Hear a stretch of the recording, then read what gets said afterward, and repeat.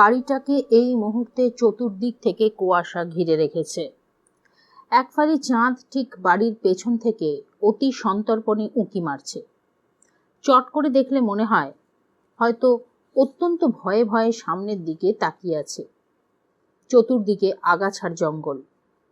নীলাভ ফিকে জ্যোৎস্না আর কুয়াশা মাখা বাড়িটাকে প্রায় প্রাচীন ঐতিহাসিক দুর্গগুলোর মধ্যেই দেখাচ্ছিল। অত্যন্ত শক্তিশালী তার গঠন, ৩২ বছর পরেও সমান ঔদ্ধত্যে দাঁড়িয়ে আছে। তার নীরবতার মধ্যেও যেন অজানা এক হাহাকার ভেসে আসে। হিমেল হাওয়ায় কাদের যেন ফিসফিসানি। আশেপাশের ঝোপঝাড়গুলো অন্ধকারে কালো কালো ছায়া ছায়া হয়ে স্থির হয়ে আছে। তাদের গায়ে বিন্দু বিন্দু সবুজাভ আলো। জোনাকির দল কোনো এক সংকেতে বারবার জ্বলছে আর নিচ্ছে। কুয়াশার মধ্যে খুব মৃদু আবছা টিমটিমে স্ফুলিঙ্গ। গুল্মের বন্য গন্ধ নাকে এসে ক্রমাগত ঝাপটা মারছে।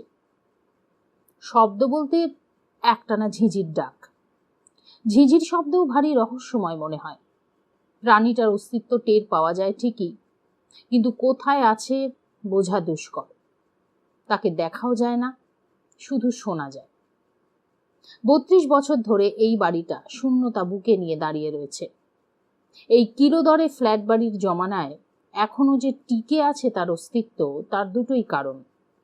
প্রথমত, বাড়ির মালিকের বীভৎস মৃত্যু। অফিসার দাশগুপ্তের ভয়ঙ্কর মৃত্যু এতটাই ভীত করে তুলেছিল সবাইকে যে আর কেউ এ বাড়ির ত্রিসীমানাতেও আসেনি। বাড়িটা অভিশপ্ত হিসেবে এতটাই কুখ্যাত হয়ে উঠেছিল যে ভাগ্যে কোনো খরিদ্দারও জোটেনি। লোকের ধারণা এখনো রথীন দাশগুপ্তের অতৃপ্ত আত্মা এখানেই ঘুরে বেড়ায়, তাই ধারে কাছেও কেউ ঘেঁষে না। দ্বিতীয়ত, শিশির সেনের হস্তক্ষেপ। যেহেতু অফিসার দাশগুপ্তের কোনো পরিবার বা ওয়ারিশ ছিল না, শিশির সেন তার প্রিয় স্যারের বাড়িটাকে দায়িত্ব নিয়ে আগলে রেখেছেন। ৩২ বছর আগে যেমন ছিল অবিকল তেমনই রয়েছে।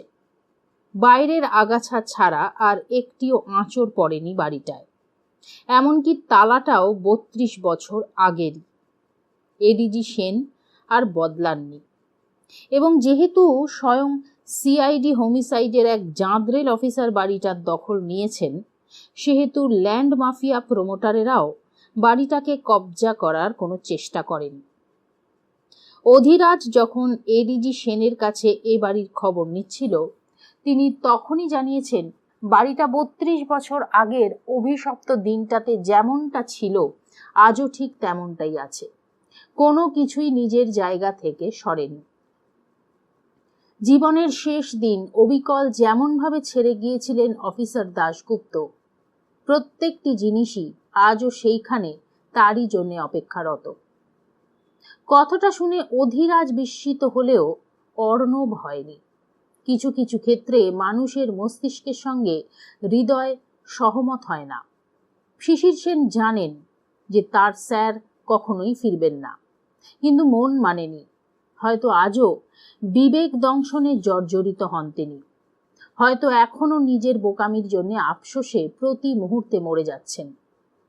অর্ণব নিজের কোমরের বেল্টে হাত ছোঁয়ায়। তার মুখ শক্ত।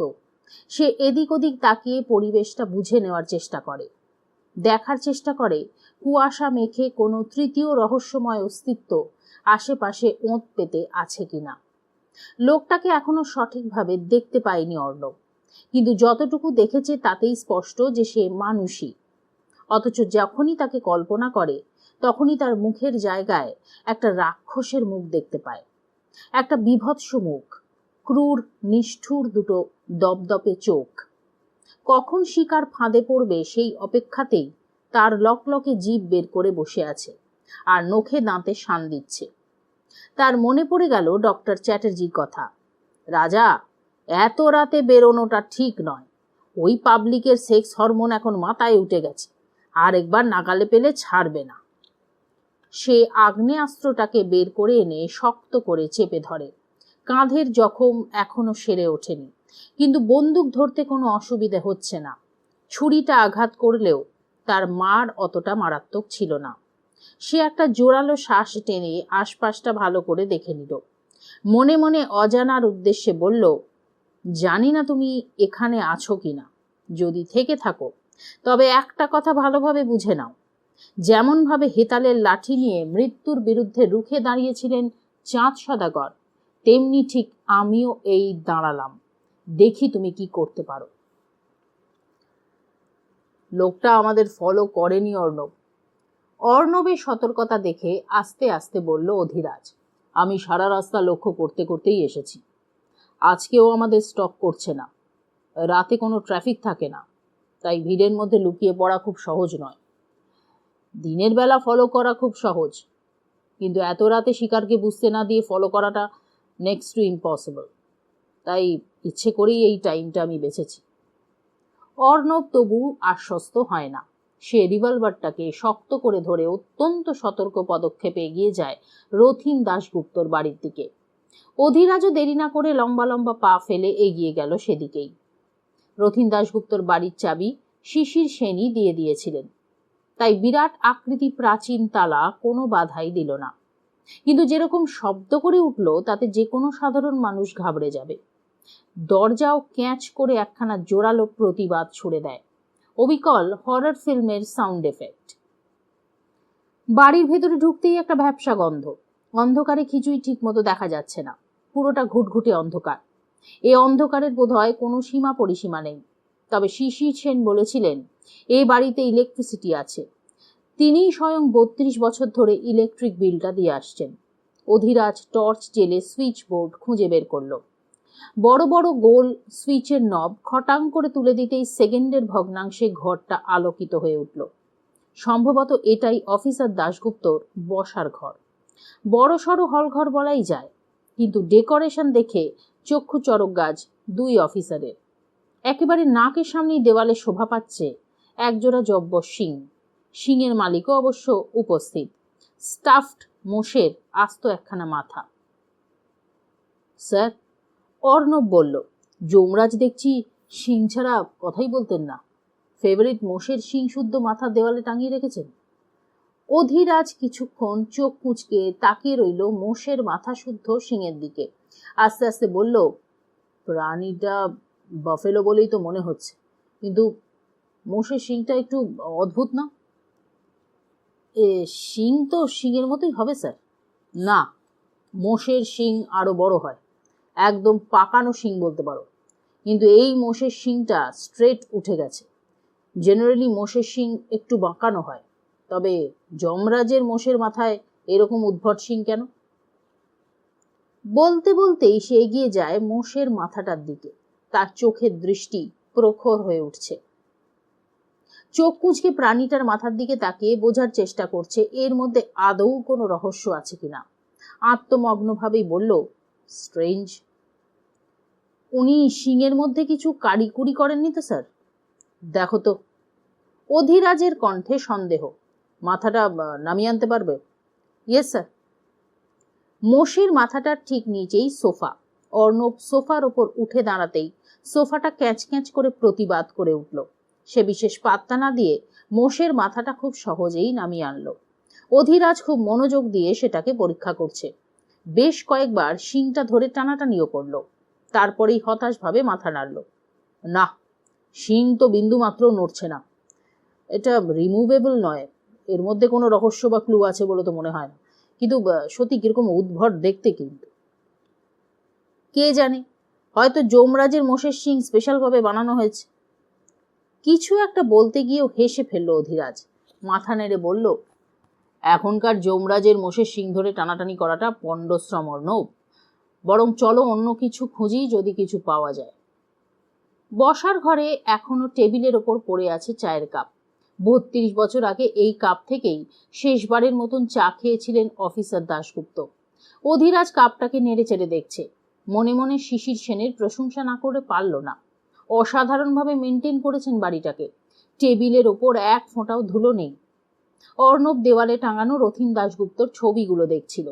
রঙিন ছবি কমই আছে, বেশিরভাগই সাদা কালো। তরুণ অফিসার দেওয়ালে অতীত হয়ে মিষ্টি করে হাসছেন। মৃত্যুর আগে তিনি প্রায় বছর 30-এর যুবক ছিলেন। ম্যানলি চেহারা না হলেও মানুষটাকে দেখতে ভারী ভালো লাগে। অদ্ভুত একটা লাবণ্য আছে তার মুখে, আর তার সঙ্গে অদ্ভুত একটা তেজ। ফর্সা ক্লিন শেভড মুখ, গালে নীলাভ আভা। ডক্টর চ্যাটার্জি ঠিকই বলেছিলেন, লোকটা দেখতে যতটাই নিরীহ হোক না কেন, চোখ দুটো অসম্ভব নির্ভীক। হি ওয়াজ কোয়াইট অ্যাট্রাকটিভ। অর্ণবের পেছনে অধিরাজ এসে দাঁড়িয়েছে, তার চোখে অফিসার দাশগুপ্তর ছবির ওপর নিবদ্ধ। সুপুরুষ না হলেও সুদর্শন তো বটেই। এর নাম আবার যমরাজ রেখেছিল হিস্ট্রি শিটাররা, ভাবা যায়। অর্ণবের চোখ বাকি ছবিগুলোর ওপর পড়ল। অফিসার দাশগুপ্তর শৈশবের ছবিও আছে। চা বাগানে বাবার গলা জড়িয়ে ধরে দাঁড়িয়ে আছেন কিশোর রথিন, কখনো বা মায়ের সঙ্গে। দার্জিলিং এর চা বাগান কি স্যার? অর্ণবের কথার উত্তরে অধিরাজ মাথা নাড়ল। না, আসাম। ওই দেখো, চা বাগানে একটা বোর্ড উকি মারছে, বাংলা হরফে অহমিয়া শব্দ। অফিসার দাশগুপ্তের বাবা নির্ঘাত আসাম রেজিমেন্টের আর্মি অফিসার ছিলেন। অর্ণব এই অদ্ভুত তথ্য শুনে বিস্মিত। শিশির সেন অফিসার দাশগুপ্তর ফ্যামিলি সম্পর্কে তেমন কিছুই খুলে বলেননি। শুধু এইটুকুই জানিয়েছেন যে তার বাবা এবং মা অকালে প্রয়াত হওয়ায় অফিসার দাশগুপ্তের পরিবার বলতে কেউই ছিল না। তিনি নিজে বিয়েও করেননি, কিন্তু তার বাবা কে ছিলেন, কোথায় ছিলেন, কিছুই জানাননি। উপরন্তু ছবিতে বাবার গায়ে উর্দিও নেই। অর্ণব মুগ্ধতা প্রকাশ করতেই যাচ্ছিল, তার আগেই সে আঙুল তুলে দেওয়ালের একটি হুকে টাঙানো একটা টুপির দিকে দেখায়। অত ইমপ্রেসড হওয়ার কিছু নেই, ওই টুপিটা দেখো, ওটা হচ্ছে আসাম রেজিমেন্টের স্পেশালিটি। ওটাকে বলে রাইনো হ্যাট, ওপরে গন্ডারের লোগোও আছে। টুপিটা অফিসার দাশগুপ্তর তো হতেই পারে না, কারণ তিনি আর্মি নয়, পুলিশ অফিসার ছিলেন। অথচ তিনি নিজের ঘরে টুপিটা সযত্নে এবং সগর্বে সাজিয়ে রেখেছেন। তাহলে ওটা ওর বাবার ছাড়া আর কারই বা হতে পারে? প্রতিবেশীর টুপি নিশ্চয়ই উনি সাজিয়ে রাখবেন না। অকাট্য যুক্তি, অধিরাজ বিড়বিড় করল। অন্তত এইটুকু বোঝা গেল যে এনকাউন্টার এক্সপার্ট তার অকুতভয় চরিত্র উত্তরাধিকার সূত্রেই পেয়েছিলেন। বসার ঘরে আর বিশেষ কিছু নেই। অফিসার দাশগুপ্তের মূর্তি কেনার খুবই শখ ছিল, কিন্তু সেখানেও খুনোখুনি কেস। টেবিলের উপর সাজানো রয়েছে কতগুলো বামনাকৃতি মানুষের ব্রোঞ্জের মূর্তি। সে কি মূর্তি, দেখলেই ভয় করে। তার উপর হাতে আবার কি সব অস্ত্র শস্ত্র, এগুলো আবার কেউ সাজিয়ে রাখে নাকি? অধিরাজকে বলতেই সে ঠান্ডা স্বরে বলল, এর নাম আর্ট, তোমার আমার মাথায় ঢুকবে না। ওই মূর্তিগুলোর মুখটা দেখুন না স্যার, পুরো ভূতের মতো। অধিরাজ কপাল চাপড়ায়। উফ, তোমার কি হবে অর্ণব? এগুলো ট্রাইবাল আর্ট। আমার মামার বাড়িতে গাদা গুচ্ছের আছে। আমার মামা আর্টিস্ট ছিলেন, তিনি অবিকল এরকম ভূতের মতন গুচ্ছ গুচ্ছ মূর্তি কিনে এনে স্টুডিও ভর্তি করে ফেলেছিলেন। আমি যখন ছোট ছিলাম তখন ওর স্টুডিওতে ঢুকতে আমি ভয় পেতাম। আমারও তখন এই ধারণাটাই ছিল যেগুলো সত্যি ভূত। স্যার কিছু মনে করবেন না, কিন্তু যা দেখলে ভয় করে সেটা আবার কি জাতীয় আর্ট? ও তুমি বুঝবে না। অধিরাজ অর্ধনিমিলিত চোখ করে ফেলেছে। এসব হচ্ছে উঁচু দরের শিল্প। তাছাড়া যিনি তথাকথিত যমরাজ, তিনি ভূতের মূর্তি দিয়ে ঘর সাজাবেন না তো কি পরীর মূর্তি দিয়ে সাজাবেন? আমি ভদ্রলোকের চরিত্রটা বেশ ভালোই বুঝতে পারছি। শুধু এনকাউন্টার নয়, ভয় দেখাতেও ভদ্রলোক এক্সপার্ট ছিলেন। হল ঘর ছাড়িয়ে একটু এগোতেই ডান দিকে আরও একটা ঘর পড়ল। সেটা দেখে দুই অফিসারের বিস্ময় আরও বাড়ল। আরে এটা তো স্টুডিও, তার সঙ্গে অ্যাটাচড ডার্ক রুম। ডার্ক রুমে বিশেষ কিছুই নেই, কোনো ছবির নেগেটিভও পড়ে নেই। স্টুডিওতে নানান রকম দামি দামি ক্যামেরা, অসাধারণ সব ছবি ডিসপ্লেতে সাজানো রয়েছে। ভদ্রলোকের ফটোগ্রাফির শখ ছিল, বেশিরভাগই ওয়াইল্ড লাইফ, নানান রকম দুষ্প্রাপ্য পাখির ছবি সাজানো। অধিরাজ চোখ প্রায় কপালে তুলে বলল, সব কটা পাখি তো মারাত্মক। Great Indian bustard, red headed vulture, Himalayan quail, spoon billed sandpiper, white bellied horn, Bengal florican. এদের তো সহজে খুঁজেই পাওয়া যায় না। ভদ্রলোক ফটো তুললেন কি করে? বাবা, এরা তো সহজে দেখাই দেয় না, অথচ ছবিতে তো বেশ শান্তশিষ্ট হয়ে বসে আছে। অর্ণব হাঁ করে স্টুডিও রুমটা দেখছিল। শুধু ফটোগ্রাফি নয়, অফিসার ছবি আঁকতেও ভালোবাসতেন। যে কয়টা পেইন্টিং চোখে পড়ল সেগুলো দেখলেই বোঝা যায় তার আঁকার হাত যথেষ্ট ভালো ছিল। এখনো টেবিলের ওপর ব্রাশ আর পেইন্ট পড়ে রয়েছে। অ্যাক্রিলিক পেইন্টিং, অধিরাজ পেইন্টিংগুলোর দিকে এক ঝলক তাকিয়ে বলল, তারিফ না করে পারছি না। তুমি এতক্ষণ ভূতের মূর্তি নিয়ে কমপ্লেন করছিলে না, তাই এগুলো দেখে কি বলবে? অপূর্ব স্যার, সবই নেচারের ছবি, এক কথা এক্সেলেন্ট। কিন্তু নেচারের মধ্যে রাবণ কি করছেন? অধিরাজ আস্তে আস্তে স্টুডিওর এক কোণে রাখা একটা অসম্পূর্ণ ছবির দিকে এগিয়ে গেল। অর্ণব এতক্ষণ প্রকৃতির সৌন্দর্যের মধ্যেই ডুবেছিল, এবার সচকিত হয়ে অসম্পূর্ণ ছবিটার দিকে তাকায়। সেখানে রাবণই দাঁড়িয়ে রয়েছেন বটে, ছবিটা অসমাপ্ত, কিন্তু ছবির নায়ককে চিনতে ভুল হয় না। 10টা মাথা নিয়ে যে লোকটা বুক টান করে দাঁড়িয়ে আছে সে স্বয়ং দশানন ছাড়া আর অন্য কেউ নয়। অধিরাজ বেশ কিছুক্ষণ আত্মমগ্ন হয়ে রাবণের ছবিটার দিকে তাকিয়ে থাকে। তার দৃষ্টি এক্সরের মতো ছবিটাকে রীতিমতন স্ক্যান করছে। ছবিটা শেষ হয়নি, তার মানে মারা যাওয়ার আগে এই ছবিটাই আঁকছিলেন অফিসার দাশগুপ্ত। কিন্তু এত কিছু ছেড়ে রাবণ কেন? অর্ণব, সে চাপা উত্তেজিত স্বরে বলল, এই ছবিটাকে তুমি তুলে নাও তো, আমার মনে হচ্ছে কিছু একটা পেয়েছি। এই রাবণের ছবিটা স্যার? হ্যাঁ, রাবণের 10টা মাথা আমায় হন্ট করছে। এদিকে আমাদের খুনি অলরেডি 9টা মাথা জোগাড় করে 10 নম্বরের দিকে হাত বাড়াচ্ছে। রাবণ অসম্ভব বুদ্ধিমান এবং পণ্ডিত ব্যক্তি ছিলেন। 10টা মাথা শুধু মাথাই নয়, তার 10 রূপকেও রিপ্রেজেন্ট করে। রাবণের মতন বহু রূপ ধরতে ওস্তাদ লোক খুব কমই ছিল, এবং তার মতন রিভেঞ্জফুল লোক যে কি পর্যায়ে যেতে পারে সেটা গোটা রামায়ণই সাক্ষ্য দেয়। কোথাও আমাদের খুনির সঙ্গে মিল পাচ্ছ না?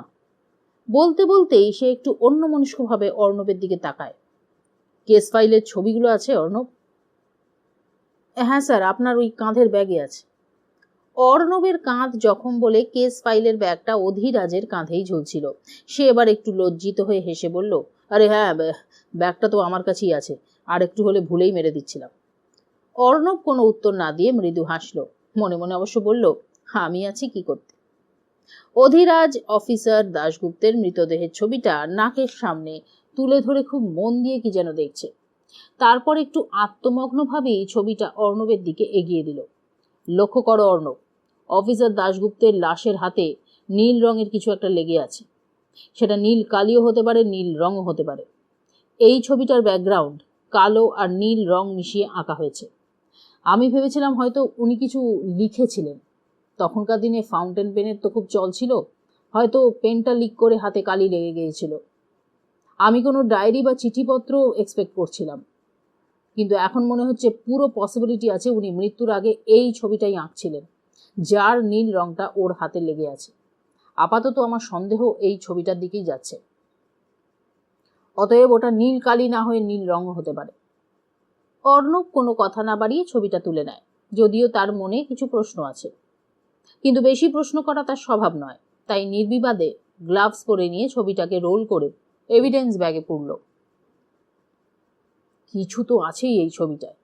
অফিসার দাশগুপ্তর মতন লোক এমনি এমনি রাবণের ছবি আঁকবেন বলে তো আমার মনে হয় না। যমরাজের ছবি হলে তবু বুঝতাম, কিন্তু রাবণ, সামথিং ফিশি। বলতে বলতেই গটগট করে ঘরের বাইরে বেরিয়ে গেল অধিরাজ, পেছন পেছন রাবণের ছবি হাতে অর্ণব। একতলায় বিশেষ আর কিছু দেখার নেই। স্টোর রুম অবশ্য একটা আছে, এক ঝলক দেখেই বোঝা যায় সেখানে কিছু থাকার সম্ভাবনা খুব কম। মাকড়সার জাল আর ঝুল ভর্তি স্টোর রুমে আজ পর্যন্ত মানুষ তো দূর, একটা ইঁদুরও ঢুকেছে বলে তো মনে হয় না। কিন্তু কার্যক্ষেত্রে দেখা গেল অধিরাজ অত্যন্ত নাছোড়বান্দা লোক। সে স্টোর রুমটাও রীতির মতো ঘেঁটে ঘুঁটে দেখল। স্টোর রুমের দেওয়াল, করিডোর, এমনকি একতলার টয়লেটের দেওয়ালও ঠুকে ঠুকে দেখল কোথাও ফাঁপা কোনো স্পেস আছে কিনা। হলঘর আর স্টুডিও বাদ গেল না, কিন্তু কিছুই না পেয়ে শেষ পর্যন্ত হতাশ হয়ে বলল, না, এখানে আর কিছু পাওয়া যাবে বলে তো মনে হয় না, দোতলায় চলো।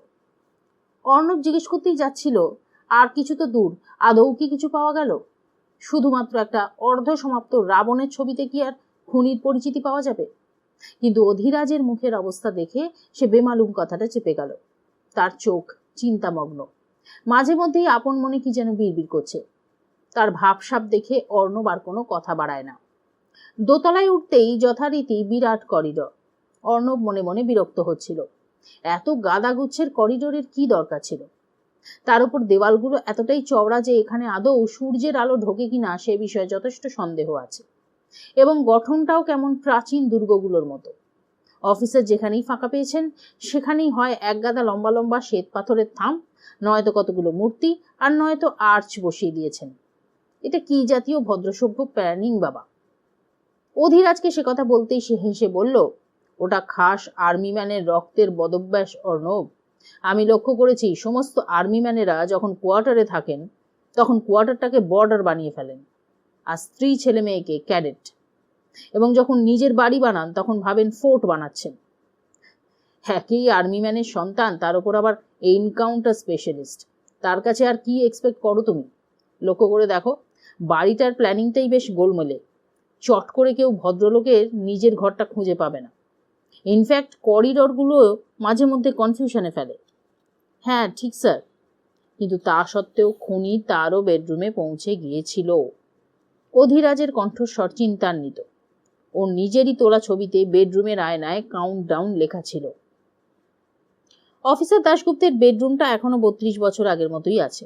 আকারে বিশাল, মাথার ওপর পেল্লায় একটা ঝাড়বাতি, যদিও এখন মলিন, কিন্তু তা সত্ত্বেও বোঝা যায় যে ভদ্রলোক বাদশাহী মাত্রার শৌখিন ছিলেন, নয়তো বেডরুমে এমন রাজকীয় ঝাড়বাতি কেউ টাঙায় না। বেড কাভারটা ধুলোয় নোংরা হয়ে গিয়েছে, বালিশের অবস্থাও অনুরূপ, কিন্তু দেখলে অন্তত চেনা যায়। এখানেও যথারীতি প্রাচীন যোদ্ধাদের মূর্তি দিয়ে 6 লাভ করেছেন ভদ্রলোক। অর্ণবার অবাক হয় না, একই একা মানুষ, তার উপর এত বড় বাড়িতে থাকতেন। নির্ঘাত ফাঁকা ফাঁকা লাগতো বলেই মূর্তি দিয়ে ভরিয়ে রেখেছিলেন। এখানে অবশ্য সেই বেটে বেটে মূর্তিগুলো নেই, তার বদলে লম্বা লম্বা ব্রোঞ্জের স্ট্যাচু, কয়েকটা আবার গোল্ডেন, যথারীতি সকলের হাতেই অস্ত্রশস্ত্র, কারোর হাতে বর্ষা, কারোর হাতে ছুরি, সব মিলিয়ে 6টা। এত অস্ত্রশস্ত্র হাতে রাখা মূর্তিও কি আর্মিওয়ালার শখ? নিরীহ মূর্তি টুর্তি কি পছন্দ ছিল না নাকি অফিসার দাশগুপ্ত? সমস্ত যোদ্ধাদের মূর্তি কি রাখতে হবে? অফিসার দাশগুপ্তর দেখছি হিস্ট্রি আর অ্যানথ্রোপোলজি ফেভারিট সাবজেক্ট। বিছানার ঠিক পাশেই বুক র্যাকে থরে থরে সাজানো বই, বেশিরভাগই ইতিহাসের এবং অ্যানথ্রোপোলজির। অধীরাজ সেগুলো নেড়েচেড়ে দেখছে। আপন মনেই বলল, না, কোনো ডায়েরি তো দেখছি না, এমনকি চিঠিপত্রও নয়। তবে ওর আইপিএস পরীক্ষার সাবজেক্ট হিস্ট্রি অ্যানথ্রোপোলজি হলে আমি খুব আশ্চর্য হব না। শিশির সেনের বায়োলজি আর ম্যাথ ছিল। বায়োলজি তো আমারও ছিল, অর্ণব একটু কুণ্ঠিত স্বরে জানায়। অধীরাজ তার দিকে সস্নেহ দৃষ্টিতে তাকিয়েছে। তুমি তো হবু ডাক্তার ছিলে, নেহাত পাঁচিল টপকে পালিয়ে এসেছিলে, নয়তো এতদিনে ডক্টর চ্যাটার্জির মতন আতপাগল টাকলু ডাক্তার হতে। বায়োলজি তো তোমার বাঁ-হাতের খেল। বলতে বলতেই আচমকা থমকে গেল সে, যেন একটা ঝাঁকুনিতে ঘুম ভেঙে উঠে বসল। স্তম্ভিত দৃষ্টিতে কিছুক্ষণ অর্ণবের দিকে তাকিয়ে বলল, তাই তো। কি হলো স্যার? অর্ণব একটু ঘাবড়েই গেল। তার ডাক্তারি ব্যাকগ্রাউন্ড ছিল, মনে পড়তে অধীরাজ এরকম ধাক্কা খেলো কেন? কিছু না। সে যেন একটু বিব্রত। দাঁড়াও, ছবির সঙ্গে মিলিয়ে দেখি। ছবিটা অবশ্য 32 বছর আগে তোলা, কিন্তু দৃশ্য হুবহু একই। সেই বেলজিয়াম গ্লাসের আয়না, তার পাশে বিছানা, পার্থক্য মাত্র দুটো। যখন ছবিটা তোলা হয়েছিল তখন এই আয়নায় রং দিয়ে 2 সংখ্যাটা লেখা ছিল, আর ঠিক উল্টো দিকে টিভিটা খোলা ছিল। ছবিতে টিভি স্ক্রিনের প্রতিবিম্ব স্পষ্ট ধরা পড়েছে। এই মুহূর্তে কোনো নম্বর আয়নায় লেখা নেই এবং টিভিটাও বন্ধ। 1987 অক্টোবরে কোনো ক্রিকেট ম্যাচ হচ্ছিল নাকি? অধীরাজ ছবির সঙ্গে অকুস্থল মিলিয়ে দেখতে দেখতে বলে, আয়নায় টিভি স্ক্রিনের রিফ্লেকশনে একটা স্কোর বোর্ড কার্ড দেখছি। 1987-তে তো ওয়ার্ল্ড কাপ হয়েছিল স্যার, অর্ণব জানায়। 8ই অক্টোবর থেকে শুরু হয়েছিল আর শেষ হয়েছিল 8ই নভেম্বর। I see. অধীরাজ ছবিগুলো যথাস্থানে রেখে বলল, বাকি কাউন্টডাউনগুলো জানলায় বা পাঁচিলে লেখা ছিল, চলো একবার সেই জায়গাগুলোও দেখে। কথাটা শেষ হওয়ার আগে একটা অদ্ভুত সন্দেহে থেমে গেল অধীরাজ। তার মাথার চুলে ফুরফুরে হাওয়া খেলা করছে। সে তড়িৎ গতিতে পেছনে ফেরে। বেডরুমের একটা জানলা খোলা, ঘরে ঢোকার সময় খেয়াল করেনি। পর্দা টানা ছিল বলে সেদিকে নজরও যায়নি। এখন জোরালো শীতল হাওয়া এসে ঝাঁপিয়ে পড়তেই টের পেল। সে পা টিপে টিপে জানলাটার দিকে এগিয়ে যায়। গড়াধীন কাঁচের জানলা, শিশির সেন এ বাড়িতে এলেও জানলা দরজায় বিশেষ হাত দেন না। যদি দিতেন তবে ঘরে ঢুকতে না ঢুকতেই ভ্যাপসা বদ্ধ গন্ধটা আসতো না। তবে জানলাটা খুলল কে, আর কবেই বা খুলল?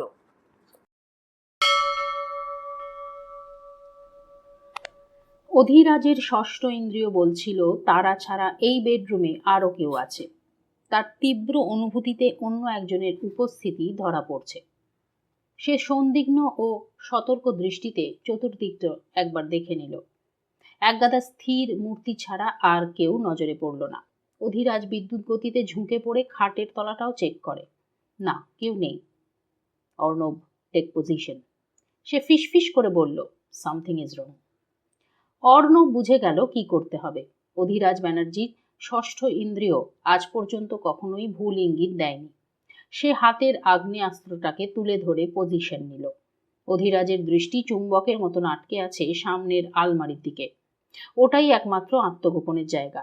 একমাত্র ওখানেই তৃতীয় পক্ষের থাকার সম্ভাবনা। তার তীক্ষ্ণ চোখ বুঝে নিল যতখানি দৃঢ়বদ্ধ থাকার কথা পাল্লা দুটোর, ততটা নেই। চট করে দেখলে বোঝা যায় না, কিন্তু অভ্যস্ত নজরে ধরা পড়ল পাল্লা দুটো সামান্য শিথিল। অধিরাজের হাতেও চকিতে উঠে এসেছে রিভলভার। সে একেবারে অভ্যস্ত ভঙ্গিতে পা টিপে টিপে এগিয়ে গেল আলমারির দিকে। তার ঠিক পাশেই অর্ণব, কিন্তু দুজনেই এমন পজিশনে দাঁড়িয়ে যাতে আলমারির ভেতর থেকে আকস্মিক আক্রমণ এলেও কভার নিতে পারে। অধিরাজ লিড করছে, অর্ণবের কভারের দায়িত্ব। অধিরাজ অত্যন্ত সতর্ক পদক্ষেপে এগিয়ে গিয়ে বিদ্যুৎ বেগে টান মেরে আলমারির পাল্লা দুটো খুলে ফেলল। শুধুমাত্র পাল্লা দুটো খোলার অপেক্ষা, সঙ্গে সঙ্গেই আলমারির ভেতরের ব্যক্তিকে দেখা গেল। আলমারির গায়ে ঠেস দিয়ে কোনো মতে দাঁড়িয়েছিল। পাল্লা খুলতে না খুলতেই একেবারে হুড়মুড়িয়ে মেঝের ওপর উপুর হয়ে পড়ল একটা দাঁড়িয়ালা পুরুষের নগ্ন দেহ। পিঠের ওপর ক্ষতের দাগ, পিঠে স্ট্যাপ করা হয়েছে। অধিরাজ ঘটনার আকস্মিকতায় কয়েক কদম পিছিয়ে গিয়েছিল, নয়তো লোকটা তার ঘাড়ের ওপরই উল্টে পড়ত। কিন্তু এবার শশব্যস্তে এগিয়ে গেল। তৎক্ষণাৎ গ্লাভস পরে ফেলেছে দুজনেই। দেহটাকে চিৎ করে ফেলতেই কয়েক হাজার ভোল্টের ইলেকট্রিক শক। মৃত ব্যক্তি তাদের অতি পরিচিত, এবং তার বুকের ওপর ফের ছুরির আঘাতে লেখা আছে একটাই সংখ্যা, 5। ছুরির ক্ষতস্থান ও ছুরির আঁকিবুকির ওপর থেকে তখনও রক্ত গড়িয়ে পড়ছে। অধিরাজ অভ্যেসবশত বসে পড়ে লোকটার নাকের কাছে হাত রেখে পরীক্ষা করে। ঘাড়ের রগ আর পালস দেখে প্রচন্ড হতাশায় মাথা নাড়ল সে। ডেড লাইক আ ডোডো। অর্ণব তখনও নিজের চোখে বিশ্বাস করতে পারছে না। মৃতদেহটাকে না চেনার কোনো কারণই নেই। বেশ কয়েক বছর ধরেই ওয়ান্টেড লিস্টে আছে, এবং সম্প্রতি তার হুলিয়া জারি হয়েছে। এই লোকটাকে আকাশ পাতাল এক করে খুঁজে চলেছে সিআইডি হোমিসাইড। সে কোনো মতে উচ্চারণ করল, বেবো ব্রিগাঞ্জা। অধিরাজ কয়েক মুহূর্ত এক দৃষ্টে বেবো ব্রিগাঞ্জার লাশের দিকে তাকিয়ে থাকে। তার প্রত্যেকটা ইন্দ্রিয় সতর্ক। মন এখন বিপদ সংকেত দিচ্ছে। তার তীক্ষ্ণ শ্রবণেন্দ্রিয় শুনতে পেল কোনো ধারালো অস্ত্রের হাওয়া কেটে আসার সাঁই সাঁই শব্দ।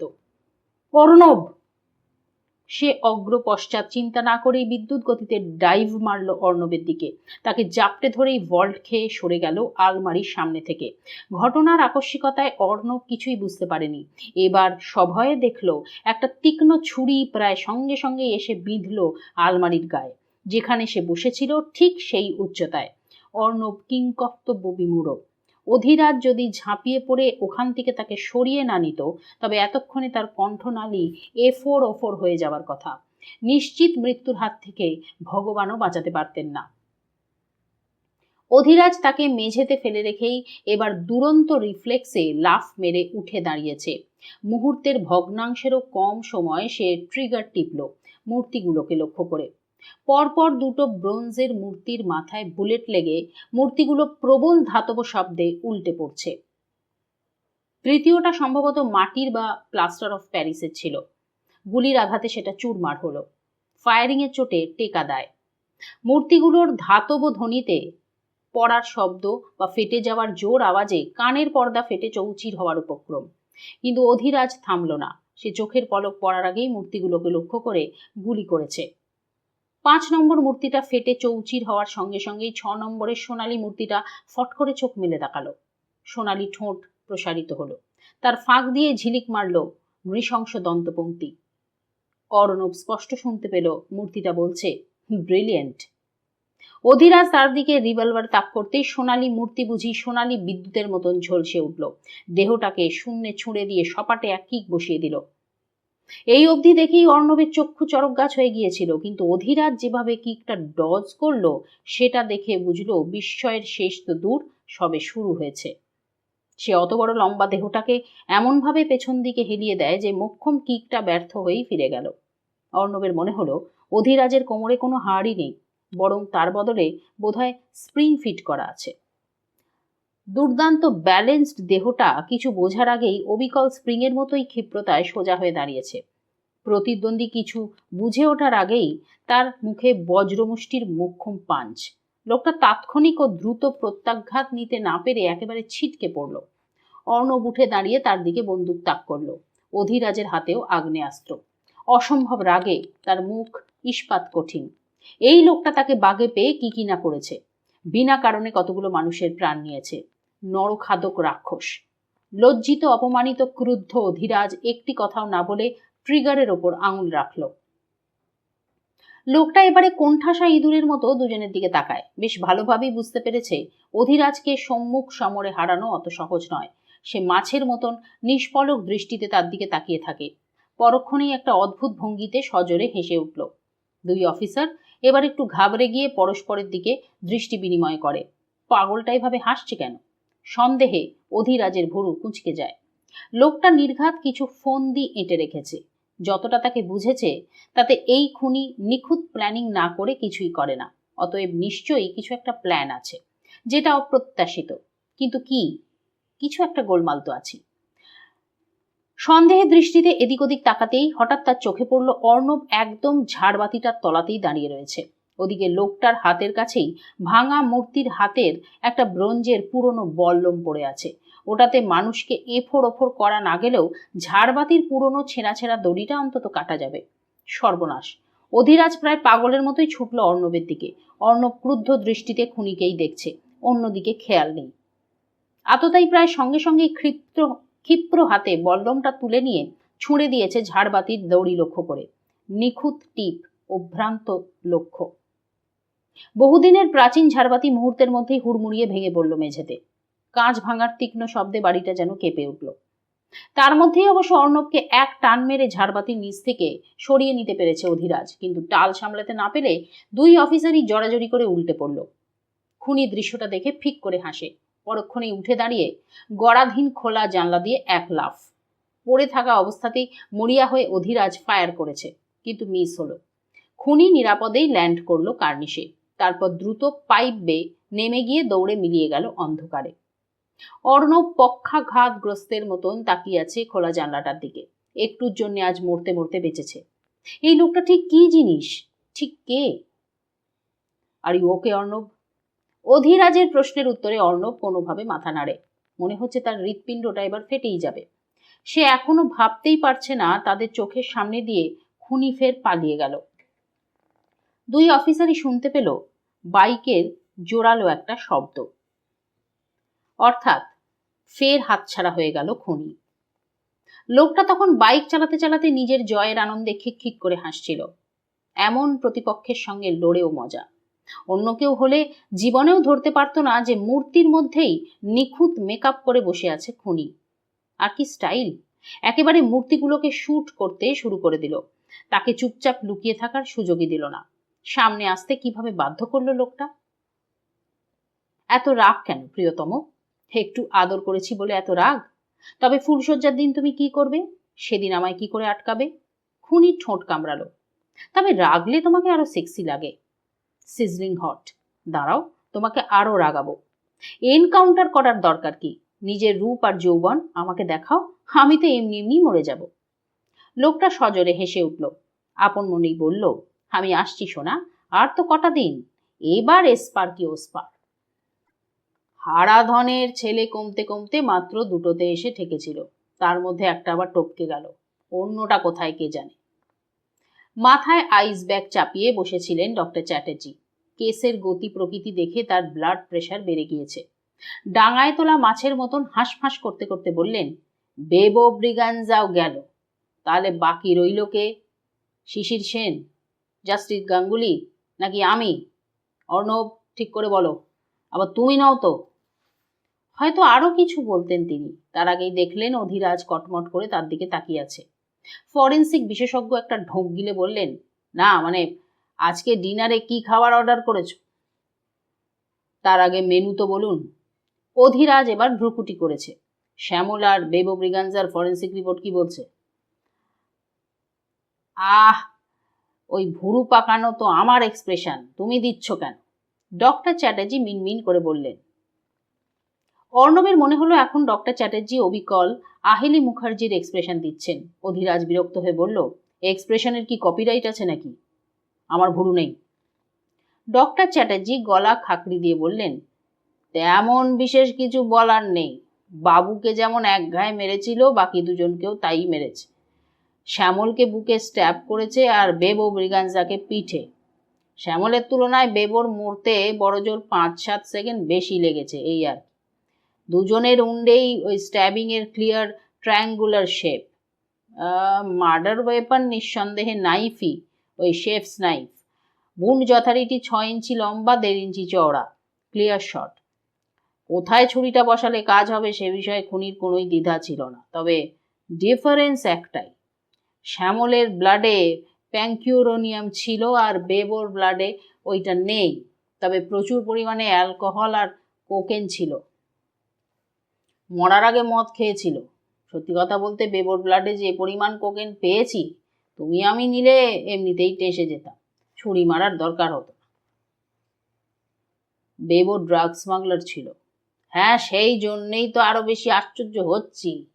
সচরাচর ময়রারা তো নিজেরা মিষ্টি খায় না, কিন্তু বেবো রেগুলার ড্রাগ নিত। আর তোমার আন্দাজ সঠিকই ছিল, হি ওয়াজ আ গে। বিশ্বাস করবে না, লোকে যে কথায় বলে না, পশ্চাৎ দেশে বাঁশ ঢুকিয়ে দেব, এই হুমকিটা বেবোর ক্ষেত্রে চলতো না। কেন? অর্ণব কথার মর্মার্থ বুঝতে না পেরে প্রশ্নটা করেই ফেলে। অধিরাজ উত্তরে কি বলবে বুঝতে না পেরে কপালে হাত দিয়ে বসেই পড়ল। ডক্টর চ্যাটার্জি এবার পেটেন্ট ভ্রুকুটিটা করেই ফেলেছেন। কারণ ও পশ্চাৎ দেশে শুধু বাঁশ নয়, আজ তো বাঁশ বাগানটাই ঢুকবে। ইনফ্যাক্ট তার সঙ্গে তুমি, রাজা পবিত্র, মিস দত্ত, আমি, মিস মুখার্জি, মায় খুনি পর্যন্ত ওর পেছনে ঢুকে টুকি টুকি খেলতে পারি। সমকামীদের অ্যানাল সেক্স করার কেসটা কি জানো না? এ কে রে বাবা, এইমাত্র আঁতুর ঘর থেকে হামাগুড়ি দিয়ে বেরোলে নাকি? অর্ণব মারাত্মক একটা বিষম কোনো মতে চেপে গেল। অধিরাজ একটু বিরক্ত হয়ে বলল, আহ, সবাইকে সব জানতে হবে এমন কোনো কথা আছে নাকি? শ্যামল আর বেবোর ক্ষেত্রে কোনো সেক্সুয়াল অ্যাসাল্ট হয়েছে নাকি? শ্যামলের ক্ষেত্রে রেপ হয়নি, in fact not a single kiss. তবে বেবোর ক্ষেত্রে সিমেন্ট ট্রেস পাইনি। কিন্তু রেপিস যদি কন্ডম পরে রেপ করে, তাহলে আমি কেন, আমার বাপ ঠাকুরদা 14 পুরুষেরও সাধ্য নেই সেটা ডিটেক্ট করা। প্লিজ অর্ণব, এবার আবার কেন প্রশ্নটা করো না। অর্ণব অবিকল চোরের মতন ডক্টর চ্যাটার্জির দিকে জুলজুল করে তাকায়। তিনি গড়গড় করে ওঠেন, তুমি ওই নিষ্পাপ পাপ্পি আইজ নিয়ে নিজের কাছেই রাখো, বুঝেছ? আমি ওতে গলছি না। বেশি বাড়াবাড়ি করলে আমি তোমাকে একদম প্র্যাকটিক্যালি ফান্ডাটা বুঝিয়ে দেবো, যত সব। অধিরাজ এবার সদয়ভাবেই বুঝিয়ে দেয়, যে কোনো পুরুষ বা মহিলা যদি সেক্সুয়ালি অ্যাক্টিভ থাকেন, তবে তার প্রাইভেট পার্টসের স্পেসটা বেড়ে যায়। যারা অ্যানাল সেক্স করেন তাদের ক্ষেত্রেও সেম ঘটনা। বেবোর অ্যানাস ডেলিভারেটলি সেক্স করার ফলে এতটাই চওড়া হয়ে গিয়েছে যে রেপ হলেও ধরা যাবে না। ডক্টর চ্যাটার্জি সিমেন্ট ট্রেস যখন পাননি, তখন না হওয়ার চান্সটাই বেশি। ওই পাবলিক যে সময়ের লোক, তখন কন্ডোম খায় না মাথায় দেয়, সেটা অনেকেরই জানা ছিল না। এই বয়সে নতুন করে আর রিসার্চ করবে বলে তো মনে হয় না। ওই লোকের যে সব পার্টসই পারফেক্ট আছে, এটাই আশ্চর্য। অর্ণব এবার ব্যাপারটা বুঝতে পেরে মুখে পিঠ দেয়। এই বিষয়ে মরে গেলেও আর একটি শব্দও সে উচ্চারণ করছে না। আমি খুনির এই মেন্টালিটিটাই বুঝতে পারছি না। অধিরাজ ছটফট করতে করতে পায়চারি করে। যে লোক সমকামী, পাগল এবং রেপিস্ট, সে বাবুকে কেন ছেড়ে দিল সেটা বুঝতে পারি। হয়তো পাগলটার অপরিচ্ছন্নতা বা কুদর্শন চেহারাটা তার পছন্দ হয়নি। কিন্তু শ্যামল তো যথেষ্ট ম্যানলি চেহারার লোক, চাপ দাড়ি গোফে রীতিমতন হ্যান্ডসাম লাগতো। বেবোকেও দেখতে সুন্দর। উপরন্তু সে নিজেও একজন গে। তবে খুনি তাদের খুন করেও রেপ করলো না কেন? ছুঁয়েও দেখলো না। অদ্ভুত না? কে জানে। ডক্টর চ্যাটার্জি আইস ব্যাগটা টাক থেকে নামিয়ে বললেন, হয়তো তার লাশগুলোর সামনে বসে ভজন কীর্তন করার প্ল্যান ছিল। কি সব যাতা বলছেন? অধিরাজের রাগ এবার হিংস্র মূর্তি ধরছে দেখে তিনি ঢোক গিললেন। মিউ মিউ করে বললেন, আরে চড়ছো কেন? আমি তো আর খুনি নই যে সব কারণগুলো গড়গড়িয়ে বলে দেব। অধিরাজ বিরক্ত হয়ে হাল ছেড়ে দেয়। সে এবার অফিসার দাশগুপ্তের আঁকা রাবণের ছবিটা খুব মন দিয়ে দেখছে। চিন্তার ঘোরে মাঝে মধ্যেই তার চোখ অর্ধ নিমিলিত হয়ে আসছে। বারবার কেস ফাইলগুলো থেকে ছবিগুলো বের করে কিছু খুঁজে বের করার চেষ্টা করছে। তার মাথার মধ্যে নানান ছবি ভেসে ওঠে, নানান দৃশ্য, নানা ঘটনাবলী। যে প্রশ্নগুলো তার মাথার মধ্যে ঘুরছে আপ্রাণ তার উত্তর জানার চেষ্টা করছে।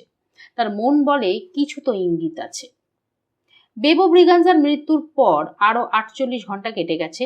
সিআইডি সবেগে সুমঙ্গল কিংবা শেয়াল পণ্ডিতকে খুঁজছে, কিন্তু এক পাও অগ্রসর হয়নি। শুধু উত্তরপ্রদেশ পুলিশ জানিয়েছে যে 2 দিন আগেই লখনৌয়ে সুপারি কিলার সুলেমান পুলিশের সঙ্গে এনকাউন্টারে মারা গিয়েছে। অর্থাৎ আরও একজন মঞ্চ থেকে বিদায় নিল। পবিত্র সেই দিন বেবোর কল রেকর্ড ঘেঁটে লাস্ট কলগুলোকে ট্রেস করারও চেষ্টা করেছিল, কিন্তু বেশিরভাগ কলই শহরের বিভিন্ন পিসিও থেকে করা। বলাই বাহুল্য, কলারকে কেউ লক্ষ্যই করেনি। আর কলগুলো এমন জায়গা থেকেই করা হয়েছে যেখানে সিসিটিভির সুবিধা নেই। পবিত্র এবার একটু বিভ্রান্ত। সর্বনাশিনী কেসে গোটা শহরই প্রায় সাসপেক্ট ছিল, কিন্তু এই কেসে কোনো সাসপেক্টই নেই রাজা। গোটা শহর থেকে একজন খুনিকে ধরতে হবে উইদাউট এনি ক্লু। খড়ের গাদা থেকে সূঁচ খোঁজার অবস্থা হচ্ছে যে, অথচ খড়ের গাদায় আদৌ সূঁচটা আছে কিনা সেটাও তো জানি না। এটাকে ব্লাইন্ড কেস ছাড়া কি বা বলা যায়? যদি বা বেবো ছিল, কিন্তু সে পাবলিকও তো অফ হয়ে গেল। ব্যাপারটা এক্স্যাক্টলি হচ্ছেটা কি বলতো? এর মধ্যে আবার তোমার আর অর্ণবের ওপরও অ্যাটাক হয়ে গেল। এটা কিরকম খুনি? বেবোর লাশটা ডাম্প করে তো কেটে বললেই হয়।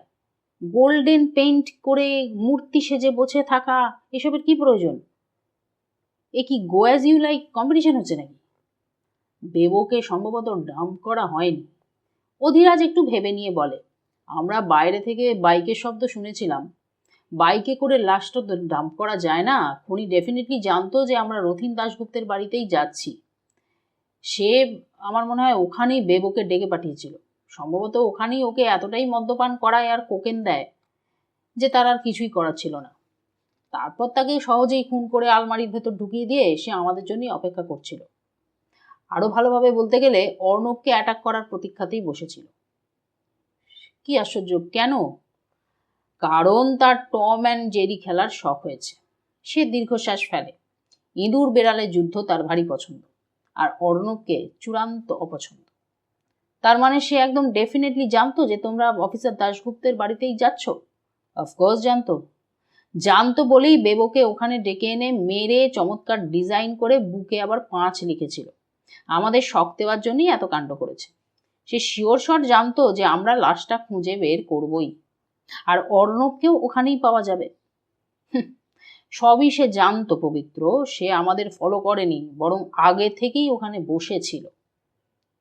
লোকটা স্বয়ং জ্যোতিষী না ঈশ্বর বলো দেখি?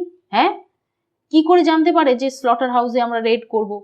32 বছর ধরে যে আইডিয়াটা কারোর মাথায় আসেনি, সেই আইডিয়াটা যে তোমার মাথায় আসবে সেটা সে জানলো কি করে? কি করেই সে জানতে পারলো যে বেবোকে আমরা খুঁজছি?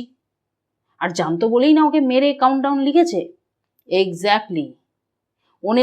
ওর মনের ভাবটা অনেকটা এরকম, এত কষ্ট করে বেবোকে খুঁজছিস, এই নে এবার বেবোকে তোর ঘাড়ে তুলে নিয়ে যা। হ্যাঁ, ঠিকই তাই। কিন্তু আমার প্রশ্ন, সে এত কিছু জানছে কি করে? তোমরা যে অফিসার রথিন দাশগুপ্তের বাড়ি যাচ্ছ, সেটাই বা সে জানলো কিভাবে? আর আজ তো একটা মানুষ গোল্ডেন পেইন্ট মেরে মূর্তি সেজে বসে রইল, আর তোমরা টেরও পেলে না? কেন, আলো ছিল না? আলবাত ছিল, কিন্তু মেকআপটা কি করেছে সেটা তো দেখবে পবিত্র। Golden paint makeup. রংটা এতটাই গ্লসি যে রাতের আলোয় ঝলমল করছে। ব্রোঞ্জ হলে তবুও মুখের ভাঁজ বা রিঙ্কেলটা বোঝা যায়, কিন্তু গোল্ড রংটা এতটাই গ্লেজি যে চড়া আলোয় ঠিকরে পড়ে। মেটালিক কালার চোখে বিভ্রান্ত করতে ওস্তাদ। আর গোল্ড মেটালিকের চূড়ান্ত। মুখে মাখলে গোটা মুখটাই ধাতুর তৈরি মনে হয়। চোখে দেখে পার্থক্য করা খুব মুশকিল। হ্যাঁ, কিন্তু তোমরা অন্তত ও ঘরে তো 5 থেকে 7 মিনিট ছিলে। সেই সময়টুকুতেও সে সামান্যতম নড়েনি, একটা নিঃশ্বাসও নেয়নি। একটা জীবিত লোক একই পোজে দম বন্ধ করে অতক্ষণ দাঁড়িয়ে থাকলো কি করে? যেখানে আশেপাশে দুটো পুলিশ অফিসার হেঁটে বেড়াচ্ছে, সেখানে একটু উত্তেজিত না হয়ে স্থির হয়ে দাঁড়িয়ে রইল। ওর লোকটার নার্ভটা ঠিক কি দিয়ে তৈরি? সেটা তো আমারও প্রশ্ন। একের পর এক প্রশ্ন এসে দাঁড়াচ্ছে, কিন্তু এখনো কোনো উত্তর নেই। সে একটা দীর্ঘশ্বাস ফেলল। তুমি বরং সুমঙ্গল বা শেয়াল পণ্ডিতকে খুঁজে বের করো প্লিজ। ও লোকটাও যদি পটল তুলে থাকে, তবে গলায় দড়ি দিয়ে ঝুলে পড়া ছাড়া আমার আর কোনো উপায় থাকবে না। খুনি যেভাবে তোমার ব্রেনটা ম্যাপিং করছে, তাতে শেয়াল পণ্ডিতের পটল তোলার চান্সটা প্রবল। হতাশ হয়ে ফোন কেটে দিয়েছিল অধিরাজ। তারপর থেকে তার মেজাজ আবার বিগড়েছে। কিছু জিজ্ঞেস করলেই প্রায় খ্যাঁক খ্যাঁক করে তেড়ে আসছে। অর্ণব তার ঘরেই আপাতত ঘাঁটি গেড়েছে। সে বেচারি বালিশ ব্ল্যাঙ্কেট নিয়ে অধিরাজের বেডরুমের সোফায় শোয়ার তাল করছে দেখে ফের চটে গেল অধিরাজ। তুমি আবার সোফাতে শুতে যাচ্ছ কোন আনন্দে? এত বড় ডাবল বেড আছে কি করতে? আমি কি একা শুয়ে শুয়ে ভলিবল খেলবো নাকি? তুমি ফিল্মের নায়ক নাকি যে হিরোইনের সতীত্ব রক্ষা করার জন্য বিছানা সেরে সোফায় যাচ্ছ? অর্ণব আমতা আমতা করে জানতে চায়, আমি আপনার সঙ্গে একই বিছানায় স্যার? কেন, আমি কি তোমায় রেপ করব? এরকম উদ্ভট প্রশ্নের উত্তর কি দেওয়া যায় তা বেচারা বুঝে উঠতে পারল না। অধিরাজ আবার ঝাঁঝিয়ে ওঠে। আর রইল আমার ভার্জিনিটির প্রশ্ন, সেটা তো... বলতে বলতেই সে ফুঁসে উঠে দেওয়ালে একটা ঘুষি মারল। লোকটা আমায় মেরে ফেললো না কেন? উফ, যে ছুরিটা তোমায় মেরেছে সেটা আমার গলায় বসাতে কি হয়েছিল? অর্ণব নীরব সহানুভূতিতে তার হাত দুটো ধরে ফেলে।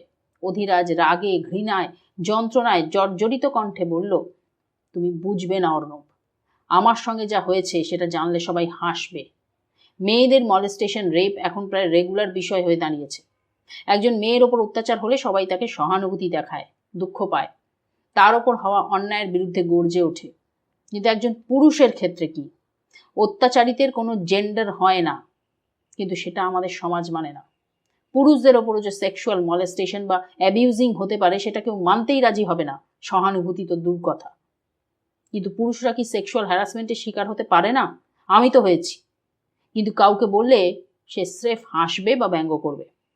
আমি কোনোদিন কাউকে এই অভিজ্ঞতার কথা শেয়ারই করতে পারবো না।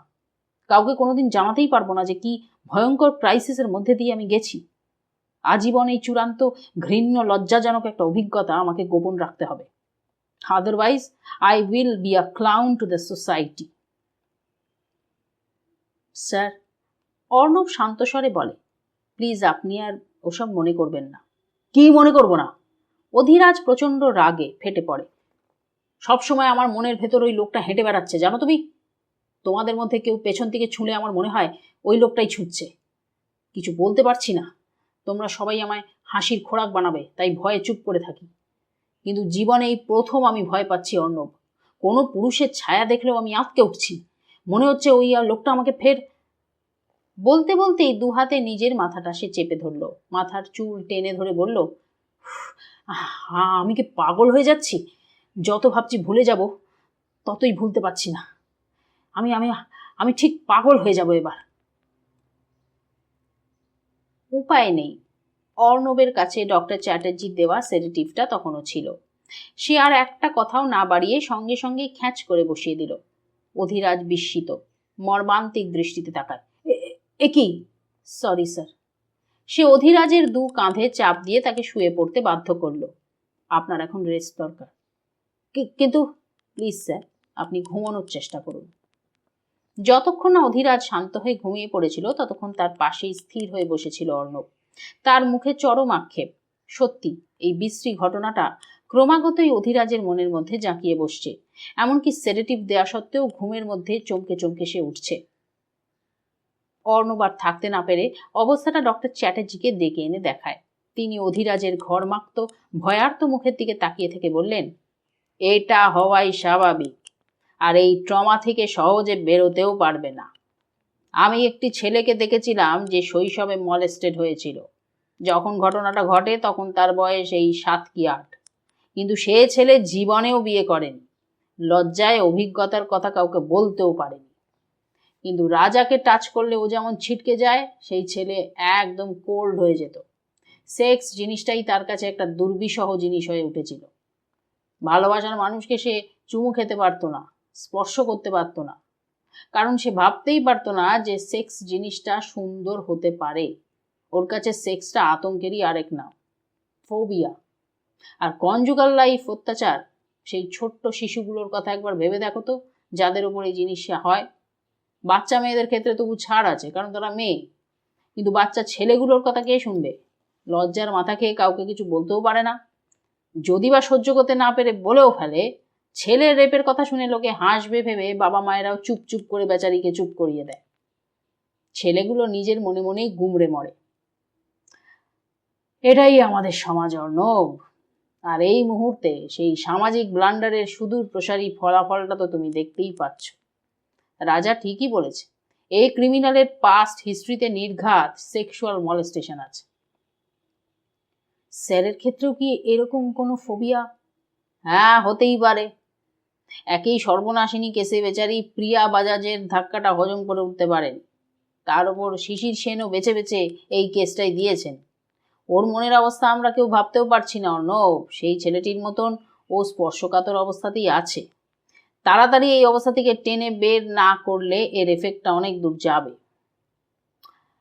কিন্তু তুমি আমি আছি কি করতে, আমরা চেষ্টা করব। বাই দ্য ওয়ে, তুমি কফি খাবে? কে বানাবে? মিস দত্ত তো এখানে নেই। বেচারি অর্ণব কিছু না ভেবেই কথাটা বলেছিল, কিন্তু শোনা মাত্রই ডক্টর চ্যাটার্জি খেপচুরিয়াস হয়ে বললেন, কেন? নতুন লেডি অফিসারের হাতের কফি না হলে মুখে বুঝি রুচছে না তোমার? আমি কফি বানাতে পারি না নাকি? না না, ঠিক আছে। অর্ণব প্রসঙ্গটাই ঘুরিয়ে দেয়, কিন্তু আপনি কফি খাবেন কেন? বাহ, রাত জাগতে হবে না? তিনি পাঞ্জাবির পকেট থেকে নিজের লাইসেন্সড রিভলভারটা বের করে এনে দেখালেন। এটা ইউজ করার সময় এসে গেছে। রাজার সঙ্গে মুখোমুখি লড়াইয়ে ও পাবলিক সহজে পেরে উঠবে না, কিন্তু রাতটা তো সবচেয়ে বিপজ্জনক। ওর যে অবস্থা দেখছি, সেডেটিভের ডোজ না দিলে ঘুমোতেই পারবে না। আর ওকে না হয় তুমি বাঁচাবে, কিন্তু তোমায় কে বাঁচাবে? অর্ণব কিছুক্ষণ হাঁ করে ডক্টর চ্যাটার্জির হাতের আগ্নেয়াস্ত্রটার দিকে তাকিয়ে থাকে, তারপর আমতা আমতা করে বলে, আপনি ওরা চাওয়াতে পারেন তো? তাকে শটান গান পয়েন্টে রেখে বললেন, ডেমো দেখাবো?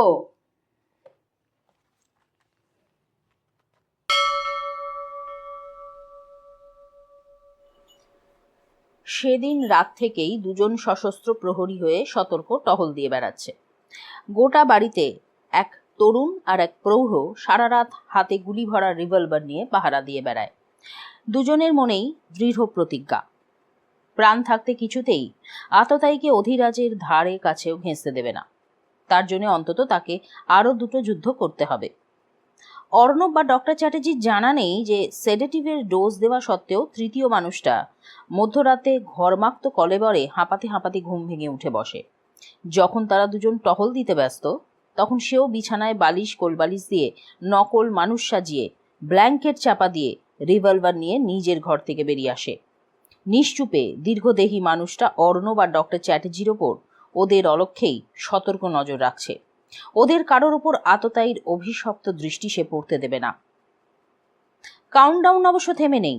বেবর রক্তাক্ত লাশে 5 সংখ্যাটার পর ফের বাড়ির মূল দরজায় লাল রং দিয়ে লেখা 4 আর গেটের ওপর কালো দিয়ে 3 সংখ্যাটা দেখা গেল।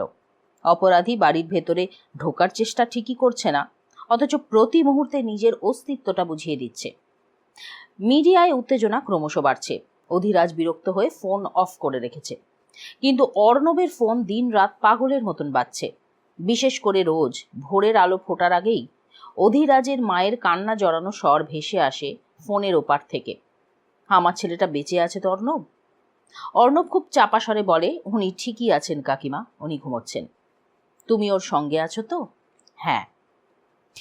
মায়ের মন ক্ষণিকের শান্তি পেলেও স্থির থাকে না, তাই পরদিন আবার ফোন, আবার সেই একই প্রশ্ন, ছেলেটা বেঁচে আছে তো? এই 48 ঘন্টা যে কিভাবে কেটেছে তা শুধু এই 3টে মানুষই জানে। অর্ণবের বুকের ভেতরে যেন কেউ হাতুড়ি পিটছে। আবার আজ রাতে কিংবা ভোরে কেউ চুপি চুপি এসে লিখে যাবে আর একটা সংখ্যা 2।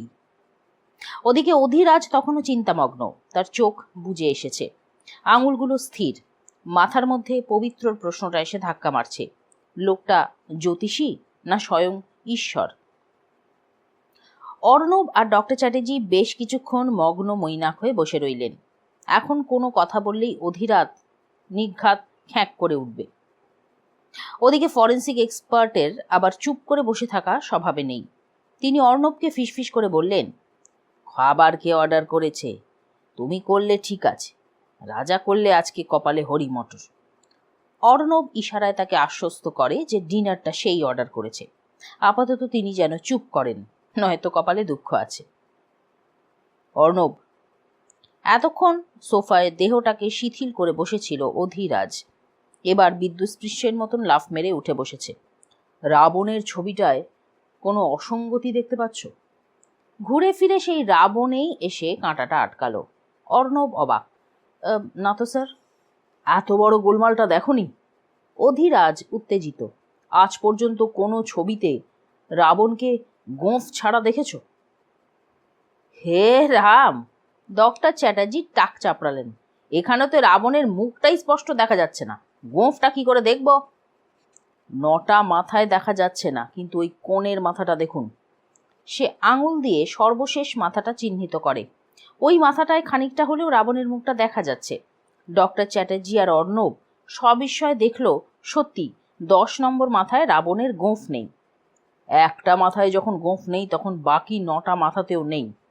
অধীরাজ বলল, আর আমাদের কিলার যতগুলো মানুষকে অত্যাচার করে মেরেছে তাদের কারুরই কিন্তু গোঁফ নেই। ডাক্তার, এক্স আর্মি অফিসার থেকে শুরু করে অফিসার দাশগুপ্ত অবধি সবার ছবি দেখুন, সবাই ক্লিন শেভড। আর এই জন্যেই সে বাবু, শ্যামল আর বেবোকে খুন করলেও ছুঁয়ে দেখেনি, কারণ ওই 3 জনেরই দাঁড়ি গোঁফ ছিল। বিড়াল ছানার গোঁফ কাটার রহস্যটা এবার বুঝেছেন? পোগোনোফোবিয়া! ডক্টর চ্যাটার্জির চোখ বিস্ফারিত। লোকটার দাঁড়ি গোঁফে ভয় আছে। দাঁড়ি গোঁফওয়ালা পুরুষ তাকে অ্যাট্রাক্ট করে না। ইনফ্যাক্ট দাঁড়ি গোঁফ তার চূড়ান্ত অপছন্দের। এখন বুঝতে পারছি, সব মিলে যাচ্ছে, সমস্ত একটু একটু করে মিলে যাচ্ছে। মানে? ডক্টর চ্যাটার্জি প্রায় লাফ মেরে ওঠেন। সব বুঝে গিয়েছো? কে সব করছে তা বুঝে গিয়েছো? কি মিলছে? কিছুটা বুঝেছি, তবে একটু কনফিউশন আছে। আশা করি সেটাও বুঝে যাব। অধীরাজ বলে, আপনি শুধু এই পেইন্টিংটা কালকে ল্যাবে নিয়ে পরীক্ষা করে দেখুন। যত তাড়াতাড়ি সম্ভব রিপোর্ট দিন। জিজ্ঞাস্য বিষয় একটাই, এই ছবিতে কার কার হাতের ছাপ আছে? ডক্টর চ্যাটার্জি কোনো প্রশ্ন না করেই বাধ্য ছেলের মতন মাথা নাড়লেন। বুঝতে পেরেছেন ঘটনা এবার শেষের পথে মোড় নিয়েছে। Arnab, writing pad, quick! Adhiraj দ্রুত হাতে বুক পকেট হাতড়াচ্ছে দেখে অর্ণবের ভুরুতে ভাঁজ পড়ে, কিন্তু অধীরাজ তার অসন্তোষকে পাত্তা না দিয়ে ঠোঁটে আঙুল দিয়ে ইশারায় তাকে কথা বলতে বারণ করে। অর্ণব হাঁ করে দেখল সে তার বুক পকেট থেকে রূপলি রঙের পার্কার ফাউন্টেন পেনটাকে বের করে এনেছে। এই পেনটা সবসময় তার পকেটে থাকে, যদিও বিশেষ কোনো কাজে লাগে না। বাবা জন্মদিনে আদর করে এই বিশেষ পেনটা গিফট করেছিলেন বলে অধীরাজ অষ্টপ্রহর এই পেনটাকে বুক পকেটে নিয়ে ঘোরে। শো আর ইমোশনাল অ্যাটাচমেন্ট ছাড়া পেনটার আর কোনোই কাজ নেই। অথচ আজ সেই পেনটাই এতটা গুরুত্বপূর্ণ হয়ে উঠল কেন কে জানে। অর্ণব তাড়াতাড়ি রাইটিং প্যাড এনে দিল। অধীরাজ পেনটার ক্যাপ খুলে কিছু লেখার চেষ্টা করছে, কিন্তু পেন থেকে এক ফোঁটাও কালি পড়ল না। হিজিবিজি কাটলো, নিজের নাম লেখার চেষ্টা করলো, অথচ পেনের মুখে কালির কও নেই। সে এবার পেনটাকে খুব সূক্ষ্ম দৃষ্টিতে ঘুরিয়ে ফিরিয়ে দেখছে। এবার অর্ণবের চোখেও পার্থক্যটা ধরা পড়ল। পেনটার গায়ে সূক্ষ্মভাবে অধীরাজের নামের আদ্যক্ষর দুটো লেখা থাকে, AB, কিন্তু এই পেনটায় নেই। ডক্টর চ্যাটার্জি ভেবে পেলেন না অধীরাজ খামোখা এই সাধারণ পেনটার পেছনে কেন পড়েছে। এরকম পার্কারের কলম মার্কেটে হাজার হাজার মেলে, আর শীতে কলমের কালি হয় শুকিয়ে গেছে, নয়তো কালি নেই। এতে এত উত্তেজিত হওয়ার কি হলো? তিনি অধৈর্য হয়ে কিছু একটা বলতে যাচ্ছিলেন, তার আগেই মাথা নেড়ে তাকে বারণ করলো অধীরাজ। ইশারায় বলল, চুপ। সে এবার ফাউন্টেন পেনটাকে খুলে ফেলেছে, কিন্তু পেনের ভেতরটা দৃশ্যমান হতেই যেন বিনা মেঘে বজ্রপাত। কি সর্বনাশ! কোনো কালির টিউব নেই তার ভেতর, বরং ওটা কোনো পেনই নয়, হাই ডেফিনেশনের ওয়্যারলেস স্পাই মাইক্রোফোন। অথচ বাইরে থেকে দেখলে অবিকল পেন, পার্থক্য বোঝার কোনো উপায়ই নেই। ডক্টর চ্যাটার্জির মাথায় হাত। তাকে কিছু বলার সুযোগ না দিয়ে অধিরাজ দ্রুত বেগে নিজের বেডরুমের দিকে দৌড়লো। 5 মিনিট পরে যখন ফিরে এলো তখন তার হাতে পেনটা আর নেই। ডক্টর চ্যাটার্জি এতক্ষণ কোনো কথা বলতে না পেরে হাঁসফাঁস করছিলেন। এবার ইঙ্গিতে জানতে চাইলেন কথা বলতে পারি কিনা। নিশ্চিন্তে বলুন। এবার অধিরাজ হেসে নিজেই বলে ওঠে, ওটা এখন আমার বন্ধ বেডরুমের বন্ধ আলমারির লকারের মধ্যে কাপড় দিয়ে জড়ানো আছে, আপাতত কোনো কাজ করবে না। এতক্ষণে বুঝলাম লোকটা ফলো না করেও সব জানতে পারছিল কি করে। ইনফ্যাক্ট ফলো করার তো দরকারই নেই, ও বাড়িতে বসেই সব জানতে পারছিল। অর্ণবের প্রায় দম বন্ধ হয়ে আসছে। জিজ্ঞেস করলো, কিন্তু প্ল্যানটা করলো কখন? আমাদের সেই ইফ টিজার সুন্দরী শিকারিটির কথা মনে আছে তোমার? ডক্টর চ্যাটার্জির জরুরি তলব পেয়ে যখন আমরা ফরেন্সিক ল্যাবের দিকে যাচ্ছিলাম তখন মাঝ রাস্তায় সেই বাইক আরোহী আর সুন্দরী মেয়েটার সিনটা মনে আছে? অর্ণবের চোখের সামনে ভেসে উঠল দৃশ্যটা।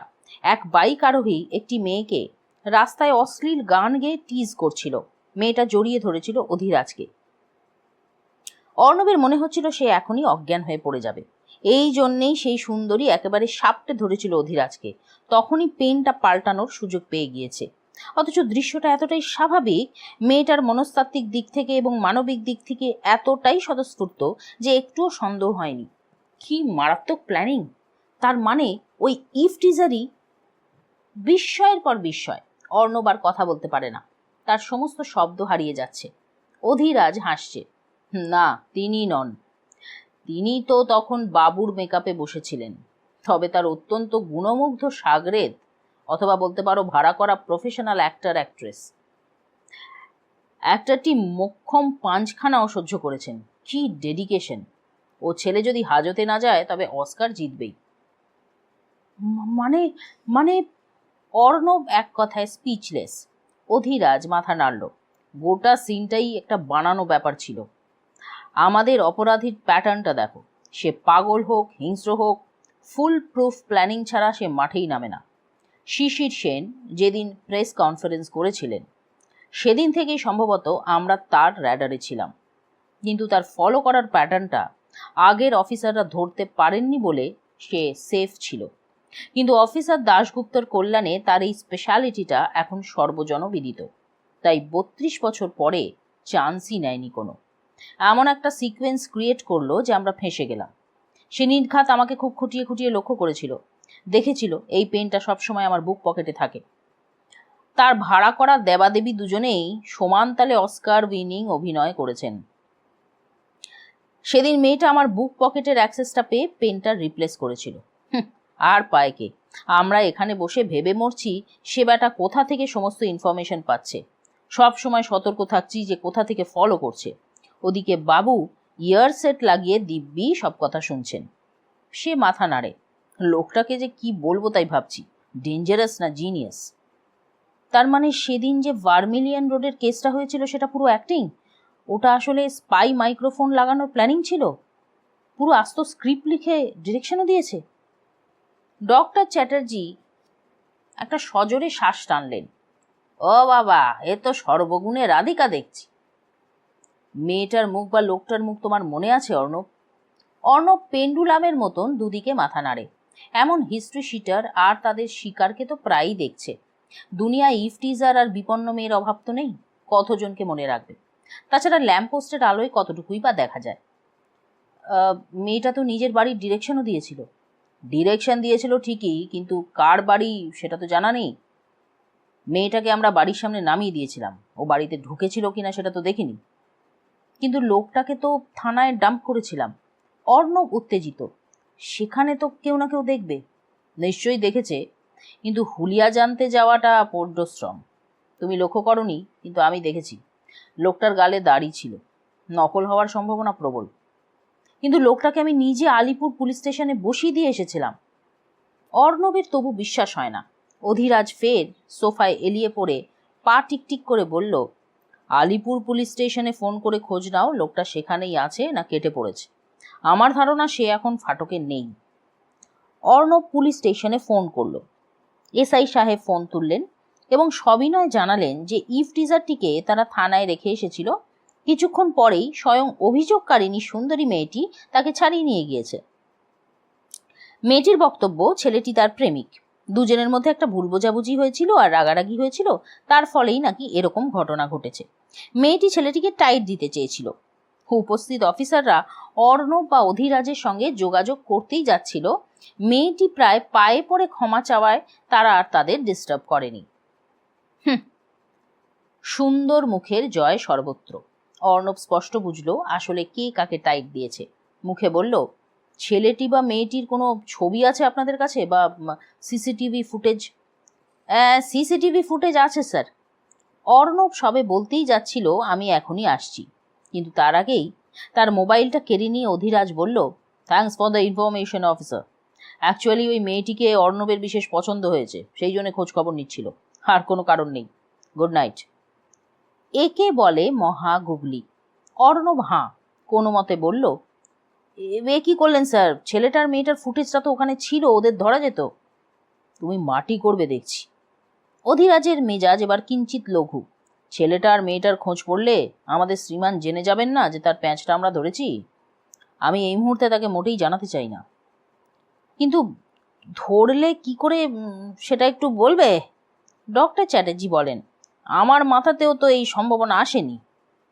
আমার মাথাতেও যে খুব সহজে এসেছে সেটা বলতে পারি না, কিন্তু একটা জিনিস বুঝতে পেরেছিলাম, লোকটা আমাদের সবসময় ফলো করছে না, নয়তো কখনো না কখনো আমাদের চোখে পড়তই।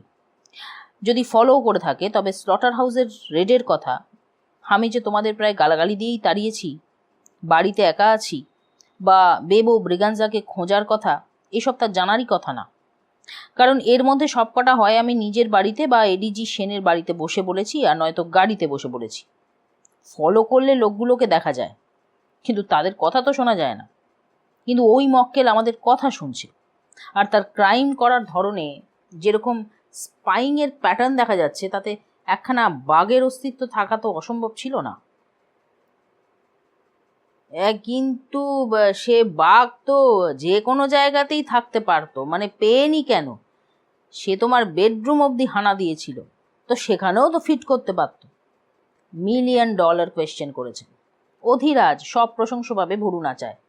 কিন্তু মুশকিল হচ্ছে, খুনি তখন থেকেই আমাদের অ্যাকশনের কথা শুনতে পাচ্ছে যখন আমার লিভিং রুমে বা বেডরুমে সে ঢোকেনি। স্লটার হাউসের ডিডাকশনটা আমি বাবুর মৃত্যুর ঠিক পরের দিনই করেছিলাম, আর তার কয়েক ঘন্টার মধ্যেই পবিত্র আর মিস দত্ত অকুস্থলে পৌঁছেছিলেন। ওদের চোখ এড়িয়ে খুনি নিশ্চয়ই ঢোকেনি, কারণ ওরা কনস্ট্যান্ট স্লটার হাউসের ওপর নজর রেখেছিল। তাহলে খুনি তাদের পৌঁছাবার আগেই যা সরাবার সেটা সরিয়েছে। তার মানে সেদিন থেকেই সে আমাদের কথা শুনছে, যার অর্থ হলো বাঘটা বাবুর মৃত্যুর দিনই প্ল্যান্ট করা হয়েছে। আর যেহেতু আগেই বলেছি আমি নিজে এক একটা কথা এক এক জায়গায় এক এক সময় বলেছি, লোকেশন পাল্টেছে, আমার ড্রেস পাল্টেছে, সামনের লোকেরাও ক্ষেত্রবিশেষে পাল্টেছে, একমাত্র কনস্ট্যান্ট হচ্ছে অর্ণব। কিন্তু ও খুনির খবরই কিছুতেই হতে পারে না, এবং অর্ণবের ড্রেসও এক এক সময় পাল্টেছে। সুতরাং বাঘটা এমন কোথাও আছে যেটা কনস্ট্যান্ট আমার সঙ্গে ছিল এবং আছে। বাঘ পোশাকের মধ্যে থাকতেই পারে না, কারণ পোশাক বদলেছে। শুধু দুটো জিনিস কনস্ট্যান্ট, আমার জুতো এবং বুক পকেটের পেনটা। জুতোয় বাঘ ফিট করলে সেটা পায়ের চাপে চ্যাপ্টা হয়ে যাবে, অথবা হাঁটা বা দৌড়ের সময় পড়েই যাবে। হাতে রইল পেন, যেটা সব সময় আমার সমস্ত শার্টে বা টি শার্টের বুক পকেটে ঝোলে। ইনফ্যাক্ট ওটা সব সময়ই থাকে, সে আমি ব্লেজারই পরি বা ক্যাজুয়াল। এবং পেনই একমাত্র স্পাই গ্যাজেট যেটা আদ্যিকালের আমল থেকে চলছে। আমাদের খুনি জেমস বন্ড দ্বারা ইন্সপায়ার্ড, বুঝলেন কি না? পেনটাই তার ফার্স্ট প্রেফারেন্স। ওটা ফ্লপ হলে আমি অন্য কিছু ভাবতাম। কিন্তু ওই মেয়েটাই কেন রাজা? খুনি নিজেও তো সেদিন তোমার সামনে এসেছিল। হ্যাঁ, খুনি এসেছিল ডক্টর, অধিরাজ বুঝিয়ে বলে, কিন্তু সে আমার বুক পকেট অবধি হাত বাড়ায়নি। সে আমার হাতে হাত রেখেছিল, কিন্তু জড়িয়ে ধরেনি। পেনটা রিপ্লেস করতে হলে একেবারে সব প্রেমে জাপটে ধরতে হয়। বাবুর ছদ্মবেশে সে যদি আমায় জড়িয়ে ধরতো, তাহলে আমার 3 লাফ মেরে পিছিয়ে যাওয়াটাই স্বাভাবিক ছিল, কিন্তু ওরকম একটি বিপন্ন মেয়ে যদি জড়িয়ে ধরে তাহলে পালাবার পথ তো নেই। অস্বস্তি হলেও সন্দেহটা তো হবে না। ব্যাস, 2 2 4। I must say master stroke খেলেছিল। অর্ণব কিছুক্ষণ স্থাণুবৎ বসে থাকে, তারপর বলে, তবে তো স্যার গাড়ির ডিকিতেও বাক ফিট করা থাকতে পারে। সম্ভবত নয়। মেল অ্যাক্টরটি অ্যাক্টিংটা ভালোই করে, কিন্তু সেদিন পাঞ্চটা খেয়ে সত্যি অজ্ঞান হয়ে গিয়েছিল। ওটা অ্যাক্টিং ছিল না। তবে যদি ফিট করেও থাকে, থাকতে দাও। বাঘ তো আর কামড়াতে আসবে না। পেনটাও তো আমি রেখেই দিলাম, দেখলে না? কেন? অধীরাজ রহস্যময় হাসল। সে ভাবছে আমাদের থেকে সে এক কদম এগিয়ে আছে। আমিও ওকে সেটাই ভাবতে দিতে চাই। মন্দ কি? অবশেষে ঘন অন্ধকারের মধ্যে এক ফোঁটা আশার আলো। সিআইডি হোমিসাইডের আপ্রাণ প্রচেষ্টা এবং খাবরিদের প্রাণপাত সফল হলো। সুমঙ্গল পণ্ডিতের ঠিকানা হাতে এলো সিআইডির। পরদিন সকালে দুটো উল্লেখযোগ্য ঘটনা ঘটল। প্রথমটা দেখার, অধীরাজের বাড়ির বাগানে একটি গাছের গায়ে খড়ি দিয়ে লেখা 2 সংখ্যা, আর দ্বিতীয়টা সোনার, সুমঙ্গল পণ্ডিত তথা শিয়াল পণ্ডিতের খবর। পণ্ডিতজির খবর পেয়েছি, কথাটা পবিত্র এমনভাবে বলল যেন খবর নয়, লটারি পেয়েছে। অনেক কষ্টে ইনফরমাররা বের করেছে লোকটার ঠিকুজি কুষ্টি। তাও নতুন ছোকরা ইনফরমার ট্র্যাক করতে পারেনি। একজন পুরনো ইনফরমারই বাজিমাত করেছে। And for your kind information, Sumangal Pandit এবং শেয়াল পণ্ডিত এক এবং অভিন্ন ব্যক্তি। তিনি অফিসার দাশগুপ্তের পার্সোনাল খবরই। প্লিজ প্লিজ পবিত্র, বলো না যে এই লোকটারও গঙ্গা প্রাপ্তি হয়েছে। তোমার ব্যাড লাকি খারাপ রাজা। এ মাল মরেনি, কিন্তু বেপাত্তা। ওর বউ বেচারি ওর খোঁজ খুঁজে বেড়াচ্ছে। আমি ভেরিফাই করার জন্য গিয়েছিলাম। মিসেস পণ্ডিতকে কোথায় আমি জিজ্ঞেস করব যে তার মিস্টার কোথায়, তা না তিনিই আমাকে শুধিয়ে বসলেন আমার ওনার কি কোনো খবর আছে। কি বিপদ বলো তো, পুলিশকেই জেরা করছে। সে কি, এই পণ্ডিতজি তবে গেলেন কোথায়? ভগাই জানে। তার স্ত্রীর বয়ান অনুযায়ী তিনি 10 বছর আগেও দিব্যি বহাল তবিয়েতেই ছিলেন। হঠাৎ নাকি এক রাতে বেরোলেন আর ফিরলেন না। তবে সবচেয়ে শকিং পণ্ডিতজির 2 অভিন্ন হৃদয় বন্ধুর নাম। কি বজ্র আর বিদ্যুৎ নাকি? অধীরাজের প্রশ্নটা শুনে পবিত্র হেসে ফেলল। না না, অত বেশি ভোল্টের নামও নয়, তবে দুজনই আমাদের পরিচিত। অধীরাজ একটু বিরক্ত। আরে এই কেসে রহস্যময় ক্যারেক্টারের কি অভাব আছে যে তুমি এখন আবার রহস্য করতে বসেছো? নাম দুটো সরাসরি বলা যায় না? রফিক আসলাম নামটা মনে আছে? তার ডান দিকের ভুরুটা সামান্য উঠে গেল। স্লটার হাউসের মালিক, যিনি 32 বছর ধরে বেপাত্তা? তিনিই বটে। আমাদের পণ্ডিতজি তার নাকি খুব কাছের মানুষ ছিলেন। দুজনের বন্ধুত্ব বেশ প্রগাঢ় ছিল। এবং দ্বিতীয়জন হলেন, আশা করছি অফিসার রথিন দাশগুপ্ত নন। এবার শক হওয়া পালা পবিত্র। সে বিস্ময়াভীত। বুঝলে কি করে? কারণ পণ্ডিতজি তারই বিশ্বস্ত ইনফরমার ছিলেন। যে ফ্যান্টম ইনফরমারকে কেউ দেখেনি, সে শুধু অফিসার দাশগুপ্তকেই দেখা দিত। তার সাহায্যেই অনেক বড় বড় এনকাউন্টার করেছিলেন অফিসার দাশগুপ্ত। ওর হিট লিস্টে তখনকার সমস্ত কুখ্যাত গ্যাংস্টার ছিল। তাদের খবর নিয়ে আসা তো 4টিখানি কথা নয় পবিত্র। তার জন্য ইনফরমারকে নিজের প্রাণটাও হাতে নিয়ে ঘুরতে হতো। এতখানি রিস্ক সে নিয়েছিল শুধুমাত্র একটি অফিসারের জন্য। তা ভাই, জোরালো কেমিস্ট্রি না থাকলে তো এটা সম্ভব নয়। 2 2 4। বুঝলাম, কিন্তু কেমিস্ট্রি আরও একটু জোরালো এবং ঘোরালো। সুমঙ্গল পণ্ডিত শুধু যে অফিসার দাশগুপ্তেরই বন্ধু তা নয়, একেবারে বাল্য বন্ধু। মানে অফিসার দাশগুপ্ত যখন .22 বোরের রিভলভারের বদলে জল বন্দুক নিয়ে ঘুরতেন, পণ্ডিতজি তখন থেকেই তার পেছনে পেছনে রঙিন জলের বালতি নিয়ে ফলো করছিলেন। ইন্টারেস্টিং। দুজনে কি স্কুলের বন্ধু নাকি? ঠিক তাই। এক কথায় বলতে পারো হরিহর আত্মা, পুরো রাম লক্ষণ। তাহলে লক্ষণের লক্ষণগুলো মিলিয়ে দেখতেই হচ্ছে। লক্ষণের কিন্তু বিভীষণ হওয়ার চান্স আছে। বিভীষণ নয় পবিত্র, স্বয়ং রাবণ হওয়ার চান্সই বেশি। অধীরাজ বলল, আমাকে ওনার অ্যাড্রেসটা ফরওয়ার্ড করো। আর মিস দত্তকে আমার বাড়িতে চলে আসতে বলো। মহিলার সঙ্গে কথা বলতে যাচ্ছি তো, সঙ্গে লেডি অফিসার থাকাটা জরুরি। হ্যাঁ, অবশ্যই নিয়ে যাও। যেরকম পাইকারি হারে নারী পুরুষ নির্বিশেষে তোমার ওপর ঝাঁপিয়ে পড়ছে, তাতে পুরুষ এবং মহিলা দুরকম বডিগার্ডই থাকা জরুরি। কথাটা অধিরাজের কানে যেন তরল গরম সীসা ঢেলে দিল। পবিত্র রসিকতাটা করার টাইমিংটা বড়ই খারাপ। বিশেষ করে এই রসিকতাটা তার অত্যন্ত কুৎসিত মনে হয়। সে বিরক্ত হয়ে কোনো কথা না বলেই ফোনটা কেটে দেয়। মেজাজটা ফের তেতো হয়ে গিয়েছে। স্যার, আপনার স্নান হয়ে গেছে? অর্ণব এতক্ষণ ড্রয়িং রুমে বসে ব্রেকফাস্ট খেতে খেতে টিভিতে সকালের খবর দেখছিল। এটা তার দৈনন্দিন কাজ। এবার অধিরাজের ঘরে এসে ঢুকেছে। তার দিকে এক ঝলক তাকিয়ে খুব স্বাভাবিকভাবেই প্রশ্নটা করেছিল বেচারা। কিন্তু প্রায় স্বভাব বিরুদ্ধভাবেই খিঁচিয়ে উঠল অধিরাজ। না, বাথরোব পরে ফ্যাশন শোয়ে ক্যাটওয়াক করার ইচ্ছে হয়েছে আমার। দেখছো বাথরোব পরে আছি, মাথার চুল ভেজা, তারপরে প্রশ্ন করছো যে স্নান করেছি কিনা? কাদের নিয়ে ঘর করছি আমি? একজন বলছে আমি সানি লিওনের মেল ভার্সন, অন্যজন স্নানের খবর নিচ্ছে। কেন, আরেকবার স্নান করলে তুমি আমার সঙ্গে করবে নাকি? বাঁশটা খেয়ে চুপ করে গেল অর্ণব। সে বেশ ভালোই বুঝেছে অন্য কারোর ঝাল তার ওপর এসে পড়ল। নির্ঘাত কারোর বেফাঁস কথা গায়ে লেগে গেছে। অর্ণব মনে মনে অধিরাজের জ্বালাটা বুঝতে পারে। সে নিজের কষ্ট প্রকাশও করতে পারছে না, আবার সহ্যও করতে পারছে না। সে আর কোনো কথা না বাড়িয়ে ঘর থেকে বেরিয়েই যাচ্ছিল। তার আগে অধিরাজ মৃদু স্বরে বলে ওঠে, সরি। বলতে বলতেই ক্লান্ত ভঙ্গিতে বিছানার ওপর ধপ করে সে বসে পড়ে। মাথা নেড়ে বলে, আমি জানি না কেন এরকম করছি। আমি সিম্পলি আর পারছি না। এখন আমার নিজের ওপরই ঘেন্না ধরে যাচ্ছে। অর্ণব এক দৃষ্টিতে তার অনুতপ্ত ব্যথিত মুখের দিকে তাকিয়ে থাকে।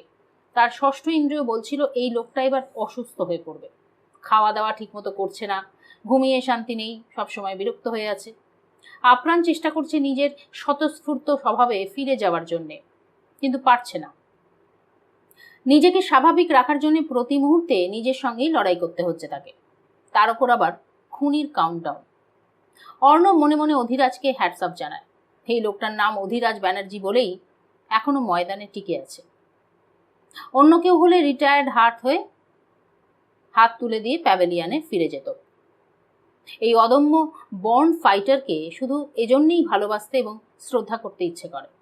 সে জিজ্ঞেস করে, আজ আমরা কোথায় যাচ্ছি স্যার? আমরা আজ মিসেস শেয়াল পণ্ডিতের সঙ্গে মিটিং করতে যাচ্ছি। মানে? অর্ণব চমকে ওঠে। শেয়াল পণ্ডিতকে পাওয়া গেছে? পবিত্রর কাছে পাওয়া খবরটা অর্ণবকে বলল অধিরাজ। অর্ণব আর চোখে দেখল ডক্টর চ্যাটার্জিও কখন যেন গুটি গুটি পায়ে অধিরাজের পেছনে এসে দাঁড়িয়েছেন। তিনিও ভুরু কুঁচকে খবরটা শুনছেন। চলো, অন্তত কিংবদন্তির চলমান অশরীরী চেহারাটা আজ সচক্ষে দেখে আসি। অধিরাজের দৃষ্টিতে চিন্তার আবেশ। আমার বিশ্বাস এই লোকটার এই ফিল্মে মেইন রোল আছে। দেখা যাক। অধিরাজের কাঁধে পেছন থেকে সবে হাত রাখতে যাচ্ছিলেন ডক্টর চ্যাটার্জি, তার আগেই প্রায় বিদ্যুৎ বেগে পেছন ফিরল অধিরাজ। অর্ণব ভয়ার্ত দৃষ্টিতে দেখল একটা জোরালো ঘুষি আলোর গতিবেগে বিপজ্জনকভাবে ফরেন্সিক বিশেষজ্ঞর চোয়ালে পড়তেই যাচ্ছে। রাজা! আতঙ্কে প্রায় চেঁচিয়েই উঠলেন ডক্টর চ্যাটার্জি। ঘুষিটা তার মুখে টাইফোনের শক্তিতে আছড়ে পড়তেই যাচ্ছিল। আর একবার ওই বিধ্বংসী আঘাত পড়লে ভদ্রলোকের চোয়ালটাকে কেউ বাঁচাতে পারত না। কিন্তু শেষ মুহূর্তে থমকে গেল অধিরাজ। উদ্ভ্রান্ত অস্থির দৃষ্টিতে ডক্টর চ্যাটার্জিকে দেখছে। অধিরাজের চোখে এখন অবিকল এক ভয়ার্ত শিশুর দৃষ্টি। সে দরদরিয়ে ঘামছে। Are you blind? Doctor Chatterjee সম্ভবত হার্ট ফেল করতেই চলেছিলেন। কোনো মতে সামলে নিয়ে বললেন, আরে আমি ভাই, আমি তোমার অতি পরিচিত বাপের বয়সী মরা কাটা ডাক্তার। হ্যাঁ, অ্যাটাকটা একটু দেখে শুনে করবে তো নাকি? অ্যাটলিস্ট দেখে নাও কাকে মারতে যাচ্ছ। কিংকর্তব্য বিমূঢ় হয়ে কিছুক্ষণ স্থির হয়ে দাঁড়িয়ে থাকলো অধিরাজ। তারপর আবার ধপ করে বসে পড়ল বিছানার ওপর। কোনো কথা না বলে হাত নেড়ে দুজনকেই ওখান থেকে চলে যেতে বলল সে। ডক্টর চ্যাটার্জি বললেন, আচ্ছা ফাইন, চলে যাচ্ছি, কিন্তু এইটুকুই বলতে যাচ্ছিলাম যে আমিও তোমাদের সঙ্গে যাচ্ছি। কথাটা শেষ করেই গটগট করে ঘর থেকে তিনি বেরিয়ে গেলেন। অর্ণব মাথা নিচু করে তারই রাস্তা ধরল। মিনিট 15 পরেই অবশ্য টপ টু বটম তৈরি হয়ে নিজের ঘর থেকে বেরিয়ে এলো অধিরাজ। ততক্ষণে আত্রেয়ী দত্ত এসে উপস্থিত হয়েছে। সুকোমল পাণ্ডের থেকে বেশ কিছু তথ্য সে বের করতে পেরেছে। সুকোমল পাণ্ডে বলেছে যে সে নিজে থেকে 21শে অক্টোবর লালবাজারের সামনে যায়নি, আত্রেই রিপোর্ট করে। বরং তার বক্তব্য অনুযায়ী সুমঙ্গল পণ্ডিত তার হসপিটালে ফোন করে তাকে সেখানে আসতে বলেছিল। সুমঙ্গল আর সুকোমল দেশি মদের দোকানে একই গ্লাসের বন্ধু ছিল। বেশ কয়েকবার সুকোমলকে সে ট্রিটও দিয়েছে, যার ফলে সুকোমলের ধারণা হয়েছিল যে সে অত্যন্ত ভালো ব্যক্তি। সুমঙ্গলই তাকে বলেছিল লালবাজারের সামনে দাঁড়াতে, এমনকি ওই টাইমও বলে দিয়েছিল। কিন্তু সুমঙ্গল নিজে তো আসেইনি, উল্টে কার না কার একটা লাশ পড়েছিল। অন্ধকারে বুঝতে না পেরে ও লাশের গায়ে হোঁচট খেয়ে বডিটার ওপরেই পড়ে যায়। তার মধ্যেই একজনকে ওদিকে দৌড়ে আসতে দেখে তখন পালাবার চেষ্টা করেছিল, কিন্তু পারেনি। সুকোমল পাণ্ডে এমনিতেই খুব সহজ সরল লোক স্যার, একটু বোকা বোকা মিথ্যে কথা বলে ঠিকই, কিন্তু খুব একটা প্যাঁচালো নয়। আমি আবার একটু হাওয়া দিতেই মনের কথা প্রাণের কথা সব গড়গড়িয়ে বলে ফেললো। ও বেচারিকে দৃঢ় ধারণা ছিল যে সুমঙ্গল পণ্ডিত এসে ওকে বাঁচাবে, কারণ সুমঙ্গল বলেছিল যে পুলিশের বড় বড় অফিসারদের সঙ্গে ওর ওঠা বসা আছে। সেই জন্যই সে জেরার সময় কোর্টে বারবার সুমঙ্গলের নাম নিচ্ছিল। অধিরাজ বলল, প্যাথোলজিক্যাল লায়ারের যে স্বভাব, সুমঙ্গল পণ্ডিতের নাম ওকে বাঁচাতে পারে এরকম একটা ধারণা ওর মধ্যে তৈরি হয়ে গেছিল। এনিওয়ে, লালবাজারের সামনে কেন দাঁড়াতে বলেছিল সেটা কিছু বলেছে? অধিরাজের প্রশ্নে মাথা নাড়ল আত্রেই। সেটা ও এক একবার এক এক রকম বলছে স্যার। কখনো বলছে কোনো খুনের ব্যাপারে কিছু বলতে চাইছিল, আবার কখনো বলছে সুমঙ্গলের টাকার দরকার ছিল, কখনো বলছে আবার সুমঙ্গলের সঙ্গে। বলতে বলতেই কর্ণমূল আরক্ত হয়ে ওঠে লেডি অফিসারের। অধিরাজ দীর্ঘশ্বাস ফেলল। এই সুকোমল পাণ্ডেকে নিয়ে ও আর পারা গেল না। এই লোকটা কাউকেই ছেড়ে কথা বলছে না। সে শান্ত স্বরে বলে, এর মধ্যে কোন স্টেটমেন্টটা সে হাতটা না ঘষে বলেছে? তোমাকে বলেছিলাম হাতের দিকে দেখতে, মনে আছে? হ্যাঁ স্যার। আত্রেই কুন্দ শুভ্র দন্তপংক্তি ছিলিক মারে বলল, ও যখন বলেছিল যে সুমঙ্গল ওকে ফোন করে স্পটে ডেকেছিল তখন হাত ঘষেনি, আর প্রত্যেকবারই হাত ঘষেছে। তবে যখন ওই স্কুটারটার ব্যাপারে বলছিল তখনও হাত দুটো জড়ো করে রেখেছিল। স্কুটারের ব্যাপারে নতুন আবার কি বলল? প্রত্যেকবারই তো লোকটা নতুন নতুন কথা বলে। কখনো বলে বাইক ছিল, কখনো বলে 4 হুইলার, আবার কখনো বলছে স্কুটার। তবে যখন বললো স্কুটারটার মাথাটা আগুনের মতন লাল হলুদ ছিল আর বডিটা কালো, তখন কিন্তু স্যার হাত ঘষেনি। আমি ওর ম্যানারিজমটা লক্ষ্য করেছি স্যার। গ্রেট, প্রশংসাসূচক ভঙ্গিতে বলল অধিরাজ। ফ্যান্টাস্টিক ওয়ার্ক অর্ণব, তোমার জুনিয়রটি অত্যন্ত বুদ্ধিমতী, ভেরি ইমপ্রেসিভ। আত্রেই লাজুক মুখে অর্ণবের দিকে তাকায়। সে থামস আপ দেখিয়ে নিজের জুনিয়র লেডি অফিসারকে উৎসাহিত করছে।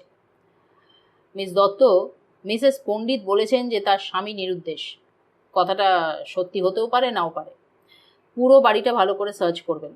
কোনো কিছু সন্দেহজনক মনে হলে সোজা এভিডেন্স ব্যাগে পুরবেন।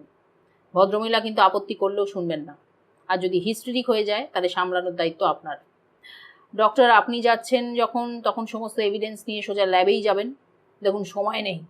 আমি অলরেডি এডিজি সেনকে বলেছি যে সার্চ ওয়ারেন্ট যেন পাঠিয়ে দেন। ব্যুরোতে গিয়ে আগে সেটা কালেক্ট করব, তারপর স্ট্রেট ওই শেয়াল পণ্ডিতের ডেরায়। ওকে?